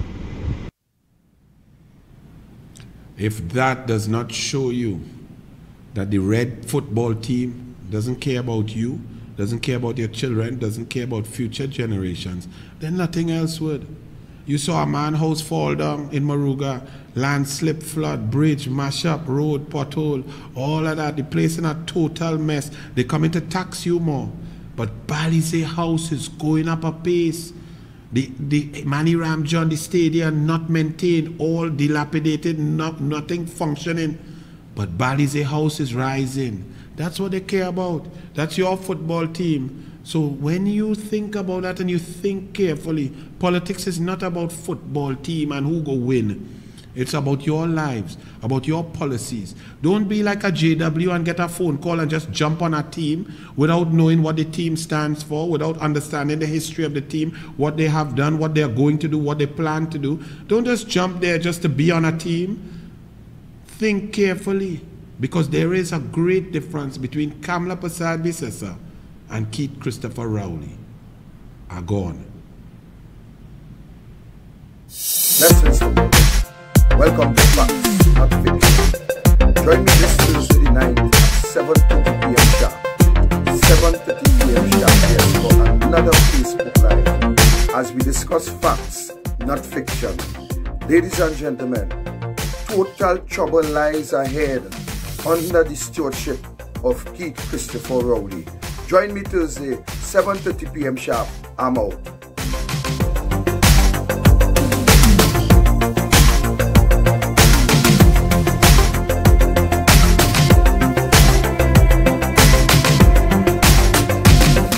UNC friends and family, thank you for tuning in again to another virtual.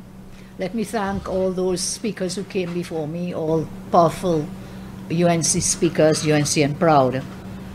Tonight I want to raise some very serious matters which have arisen in the public domain in recent times. And this is happening at a time when the PNM has our country in the worst position we have ever been. We have a crashed economy with people worrying about their future. We have a raging pandemic. We have an education system in chaos for young children.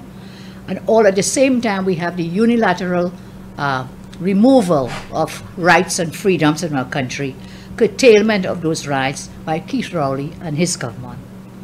So whilst you are experiencing hell in this country, Rowley, his friends, his financiers, and their families are living lives of luxury, wasting hundreds of millions of dollars of your money, looking to spy on you, breaking their promises to the women of our country, and threatening our children. We are being currently ruled by what could be called a band of thieves, led by a wannabe tyrant. The UNC is the only institution that stands in the way of the tyrants. I turn now to speak about the fiasco at NGC in relation to Atlantic Train 1. This now we can dub it Malcolm Jones 2.0. There is a very interesting article, an expose by Anthony Wilson in the Sunday Express of 5th September 2021, LNG meltdown. Now this is a scandal of the highest order, and when you read the article you'll see why, but we have more to share with you at this time. This is to me the most serious issue facing us now. In the newest chapter in the PNM's ongoing pillaging, destruction and decimation of our nation's major industrial oil and gas sector. Government has failed to deliver a single year of growth in our energy sector. Instead, they have been destroying it year after year in new ways every time. Recently, we found out that the board of NGC had sought an indemnity for their decision to spend $440 million Trinidad and Tobago dollars on the failed turnaround of Atlantic Train 1. So they have destroyed another jewel in our energy crown, having already destroyed Petrotrin. They're rubbing the country blind while they're doing so. Let us understand what an indemnity means. It means that they're seeking not to be liable personally should they be sued, and if they're sued, they will not have to personally pay for the monies that may have been wasted. And that is what it means. So they're asking the government, look, indemnify us for whatever wrong decisions we have made, whether negligently or deliberately, we don't have to pay. And therefore, they are not liable. That is what the indemnity means. Let's understand that. So what has happened now with these decisions? They relate to $440 million Trinidad and Tobago dollars. It relates to where did that money go? The question arises, in whose pockets did that money end up? Now, they can't pay your salary grants and your reliefs and so on. They can't give you VAT refunds, but they can throw away $440 million of taxpayers' money and then say, what? Hey, give me an indemnity. I'm not personally liable, even though I may have made wrong decisions, bad decisions. Why is the board asking for an indemnity? There can only be one reason. Why would you come up front to ask for an indemnity? If you think you were acting appropriately, then there was no need to seek an indemnity. Why are you asking for it? There can be only one reason. they probably already know that they're guilty of wrongdoing, of making bad decisions, and so they're looking upfront for protection. But doesn't the company law of our land already talks about directors having a fiduciary duty to the taxpayers and to the company? Why do you seek an upfront indemnity from the government? And the PNM government is really appearing, and bold-facedly so, they're going to give them the indemnity, because here it is, none other than the Prime Minister himself reported in this Saturday Express, September 4th, 2021, the Prime Minister supports indemnity for NGC directors. The Prime Minister is supporting the indemnity. Why? Is it that then that the Prime Minister and his ministers, his cabinet, had told them, go ahead and do this? And therefore, that's why they themselves have been so bold. This is, I want an indemnity. I've done nothing wrong. Maybe there's some higher up.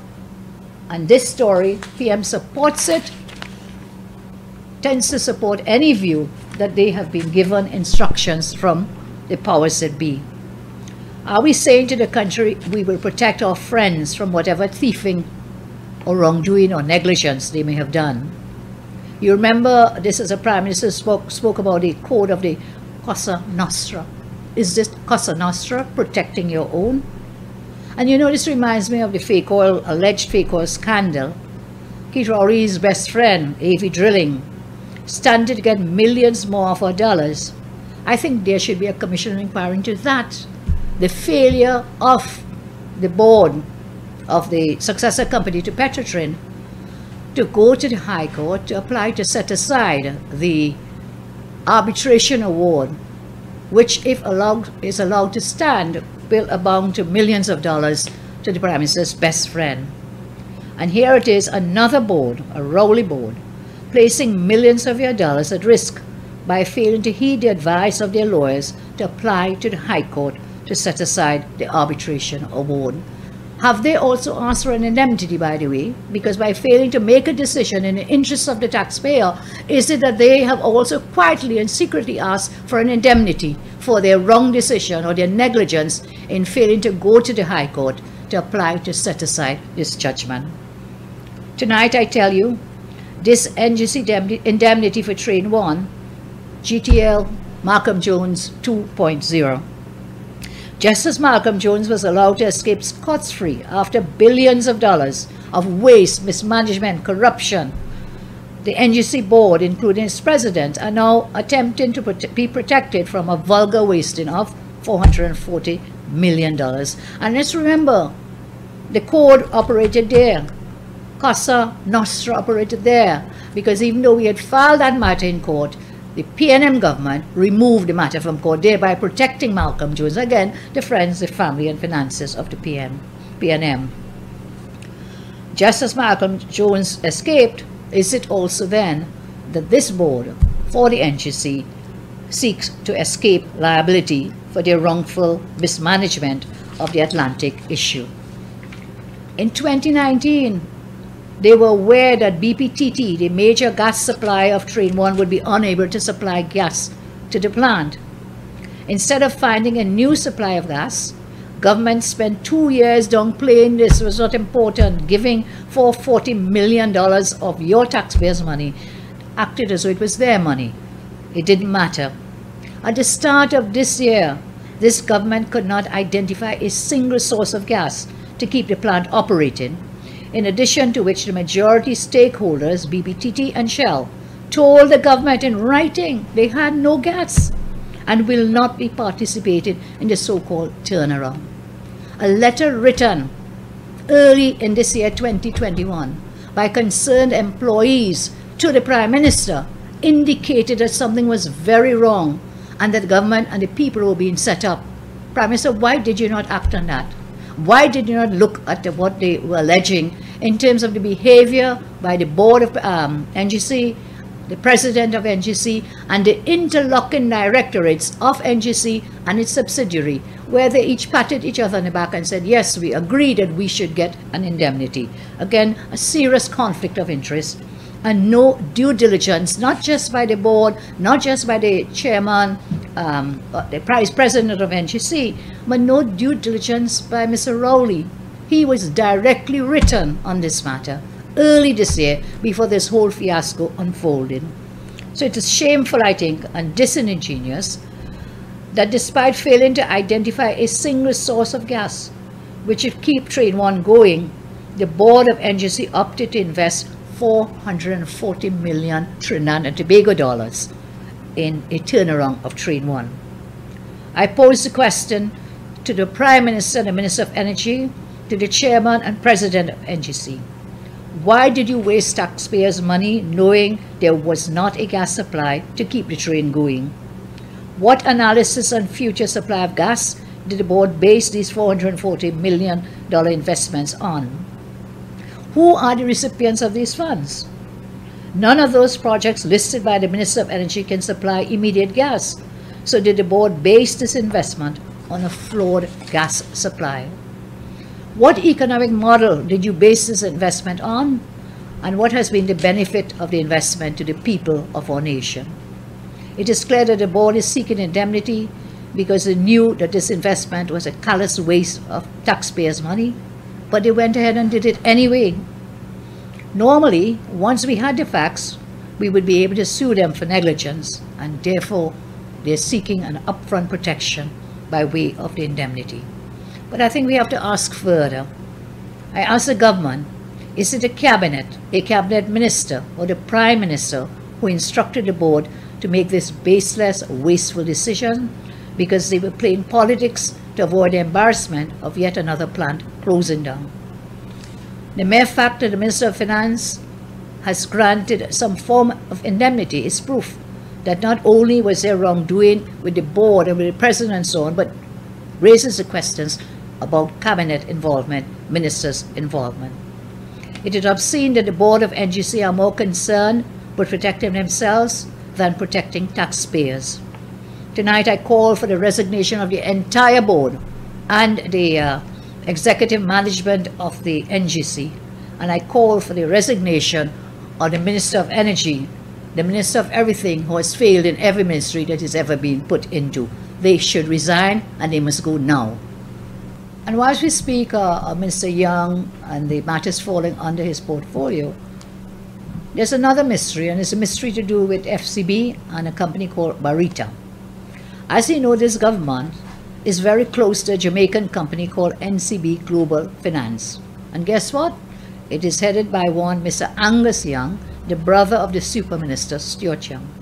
They were a very small company when they started off, just a few years ago, but they were so lucky, and they have done quite well under the Rowley and Stuart Young regime. I note that recently they opened a bank. They've come so far. Well, it seems there's another Jamaican company that the government has taken a liking to, Barita Investments. Yes, Barita Investments. Recently, government-owned First Citizens Bank made a substantial investment in Barita. But here's the mystery. We don't know who are the majority shareholders of Barita or their associated companies. We don't know why the state-owned FCB decided to invest $25 million in Barita's shares. We also don't know how much returns FCB made from its investments in Barita. Questions then are these. Is any government minister, any member of the government, or any chairman of any state company investors in Barita? Did Faris and Stuart Young or any other minister have to recuse themselves for any decisions here as well? Is the PNM government currently seriously considering the sale of FCB? But look, don't worry. We will solve this mystery. There's a local saying, night does run, but day will catch up. The band of thieves may keep stealing at every chance they get, but the day will catch up and the mystery will be solved. So here is the article here, FCB, Barita parent, US $25 million. I ask again, why? Why did FCB invest, and how much return have they gotten on this major investment? Let's talk about a cabinet in hiding. What was the big outcome of this cabinet retreat? And it was that the Prime Minister is telling the country, people not taking the vaccines, the people of Tobago not taking the vaccine. That's a big story out of cabinet retreat, a cabinet in hiding. And the wording and the name is so appropriate, retreat, because they have given up on every major challenge our nation faces. The PNM government is a government in retreat. Imagine at a time when we're all being buffed for congregating and traveling, at a time when taxi drivers can't earn money because they're not allowed to fill their cars with passengers, at a time when everyone in the world has been using Zoom and other online forums to meet. At this time, what did the Prime Minister do? Rowley picked up his entire cabinet, not to mention all the supporting staff they would have also taken, put them on a plane, went to Tobago, all together in a room to retreat and to line. You see why Rowley got COVID? Like all dictators, he refuses to follow the very same rules he forces you to follow. One rule for us, another rule for them. This is how every wannabe dictator operates. Rowley and his crew are following the script, the playlist. And on Friday, after they stole their taxpayer-funded holiday, Rowley revealed, as I said, the brilliant idea that he and the PNM came up with in Tobago. What was it? We need to vaccinate more people. Wonderful Prime Minister, you needed a whole 3-day retreat in Tobago to think about that. But you know, in between buffing up the people in Tobago on Friday, Rowley also said something that was really amazing. He said that he was not going to reopen beaches in Tobago because the last time he did that, it led to a spike in cases we have today. And when was the last time Rowley was talking about that? Easter. Remember that Easter weekend? When he and Rohan Sinanan both boasted about the thousands of people who traveled between the two islands for that weekend. I saw a very interesting article by Paolo Kernahan where he said first it was the candlelight vigils that caused the spiking in the cases, and now is if you go to the beaches that causes spiking. Again, dumb science on the part of the Prime Minister and his cabinet. So basically, Rowley is saying that it is because of himself we had to lock down the country for 3 months. And the reason there was a spike in cases in Tobago today is because of Rowley's own reckless actions. He said it. Even Rowley is now warning about the actions of Rowley. Can you imagine that? Even Rowley is now warning about the actions of Rowley. I call on Rowley and his cabinet, the wannabe dictator and his band, to stop chilling and wasting taxpayers' money in Tobago and come up and devise an inclusive, transparent and comprehensive vaccination program to get people vaccinated quickly. We don't need to take a taxpayer-funded holiday in Tobago to come up with the idea that we need to get people vaccinated quickly. And I have been saying that since February. You know, something very interesting happened. Senator Jayanti Lakshmi Dayal, together with Councillor Rishi Balram Singh, the senator said she was asked by the Minister of Health to assist in the vaccination drive.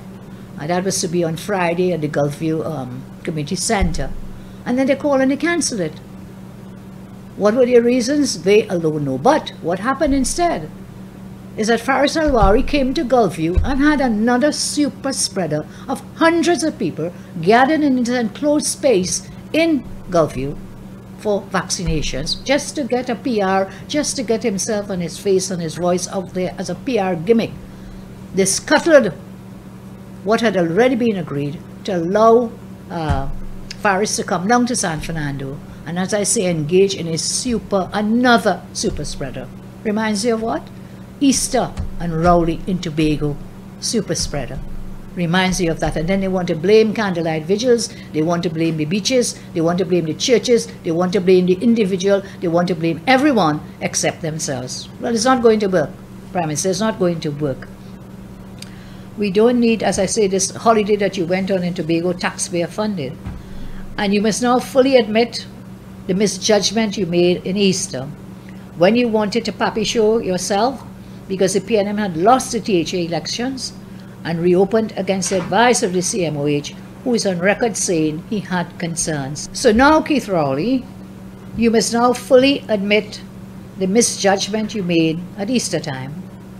When you wanted to papi show yourself because the PNM had lost the THA elections and you reopened against the advice of the CMO, who is on record saying he had concerns about that, it is because of you, Keith Rowley, that the people of TNT are suffering today. And let us remember, you are back in Tobago on this taxpayer-funded retreat, but you have another THA elections in the air.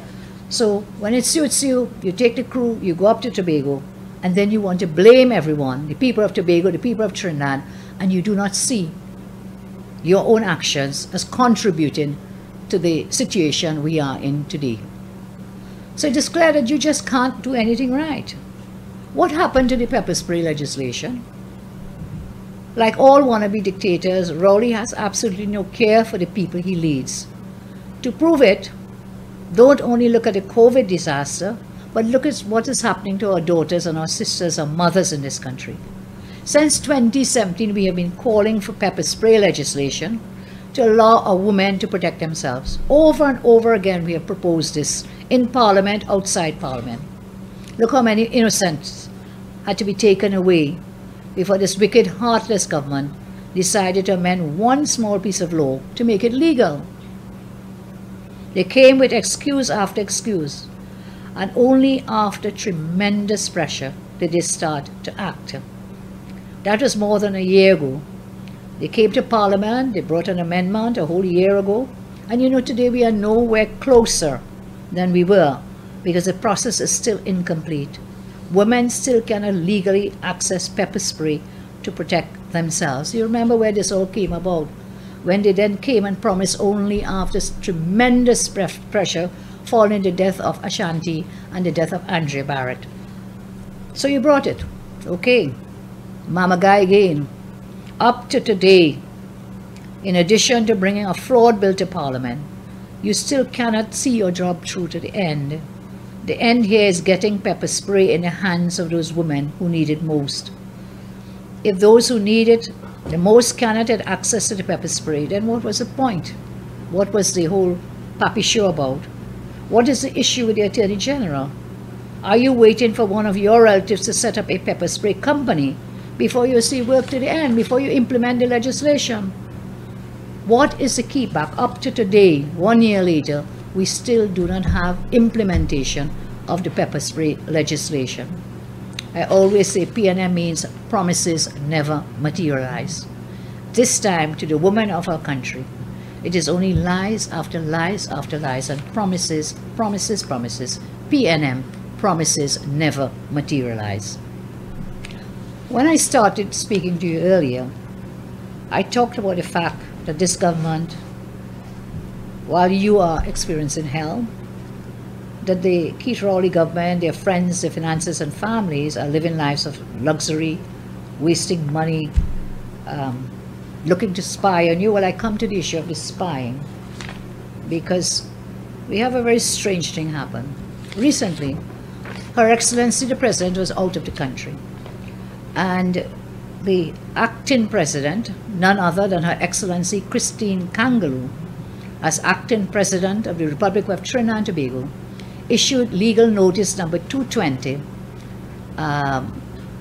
in Legal Supplement Part B, Volume 60, number 125, 20th August 2021.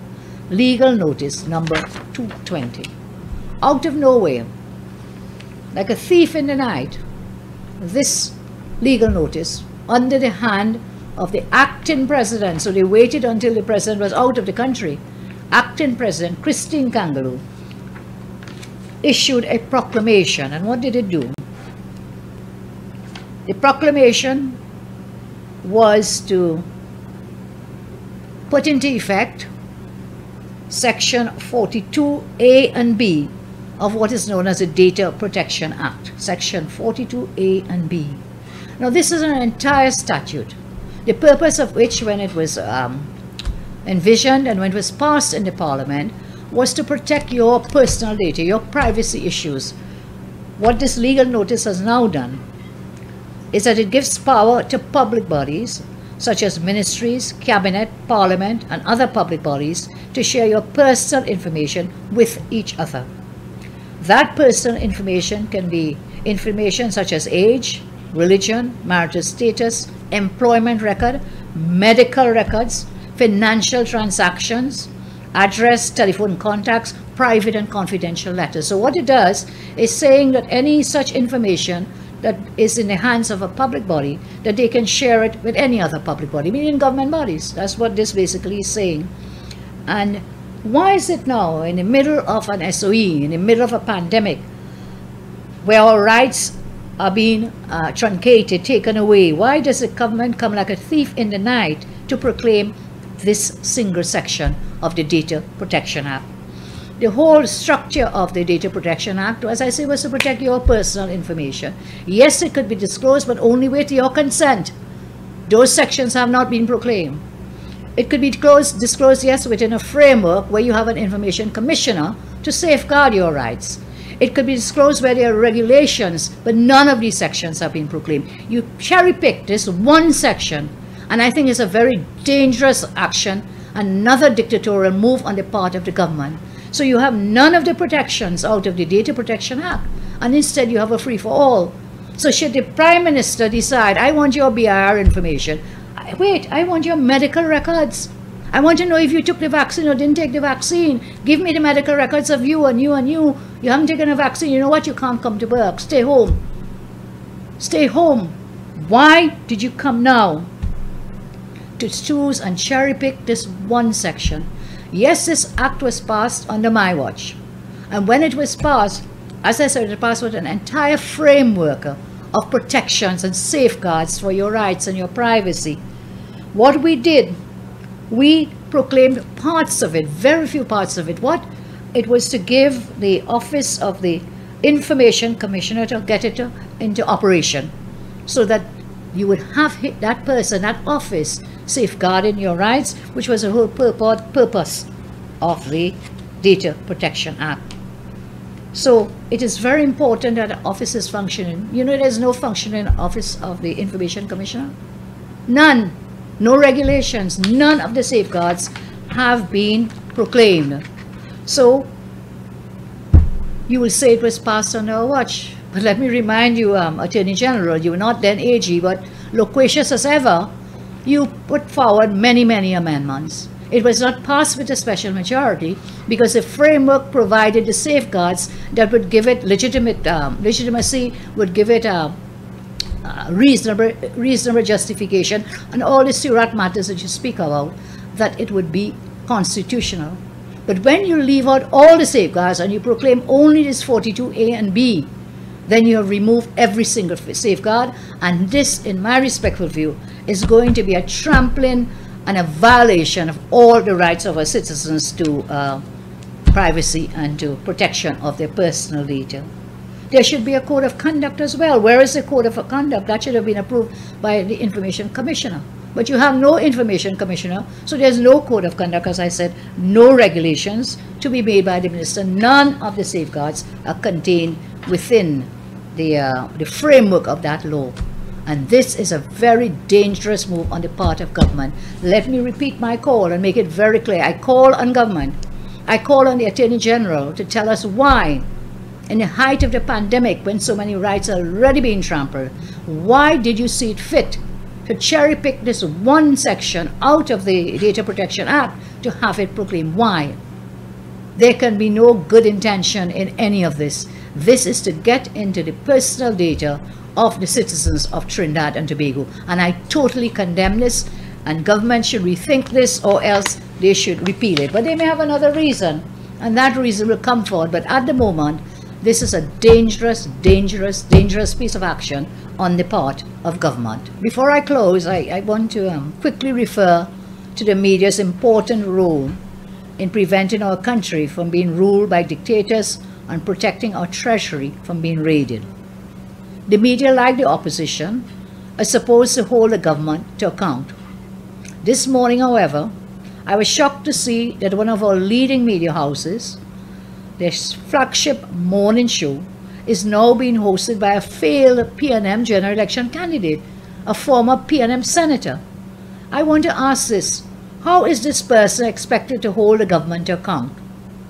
How is he going to ask the hard questions? How is he going to provide cover for the band of thieves led by a wannabe dictator? In a country with a vast storehouse of talent, it is amazing that this leading media house can only find PNM candidates and outright lobbyists to host their programs. This is a danger to democracy and to the treasury and to the people of Trinidad and Tobago. I some people may not be happy to speak of this, but this is a very important issue.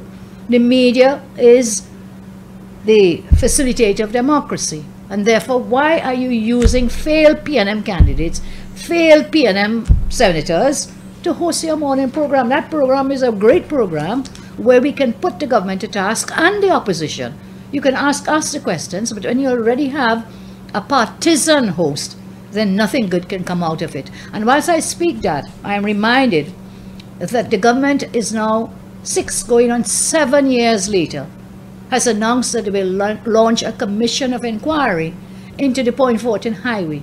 You have found nothing for 6 going on 7 years. So what is this about? This is going to be a kangaroo court.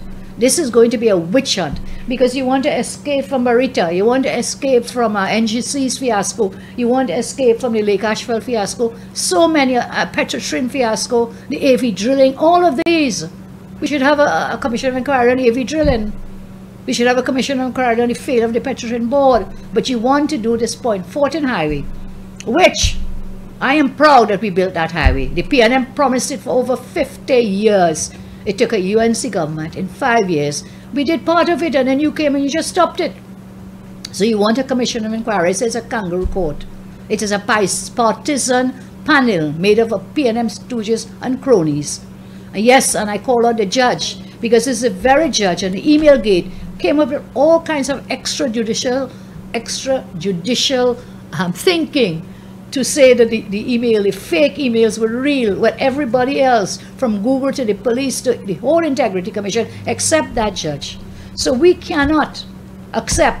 You want a commission of inquiry? Have it. That's up to you. But the panel is made up of partisan persons. They are a band of cronies of the PNM, a band of stooges of the PNM.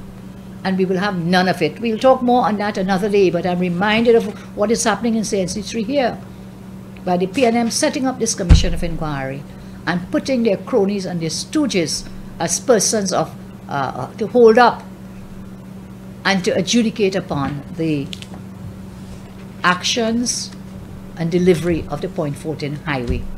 Thank you again for joining us for this virtual, and we in the UNC, we say those who hold power must be held to account.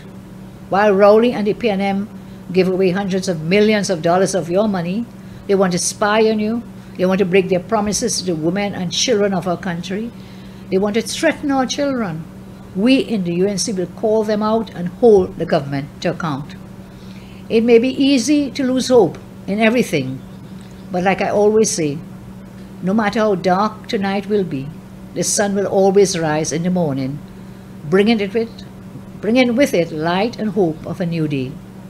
In the UNC, we continue to be the light of hope, and that is so much needed today.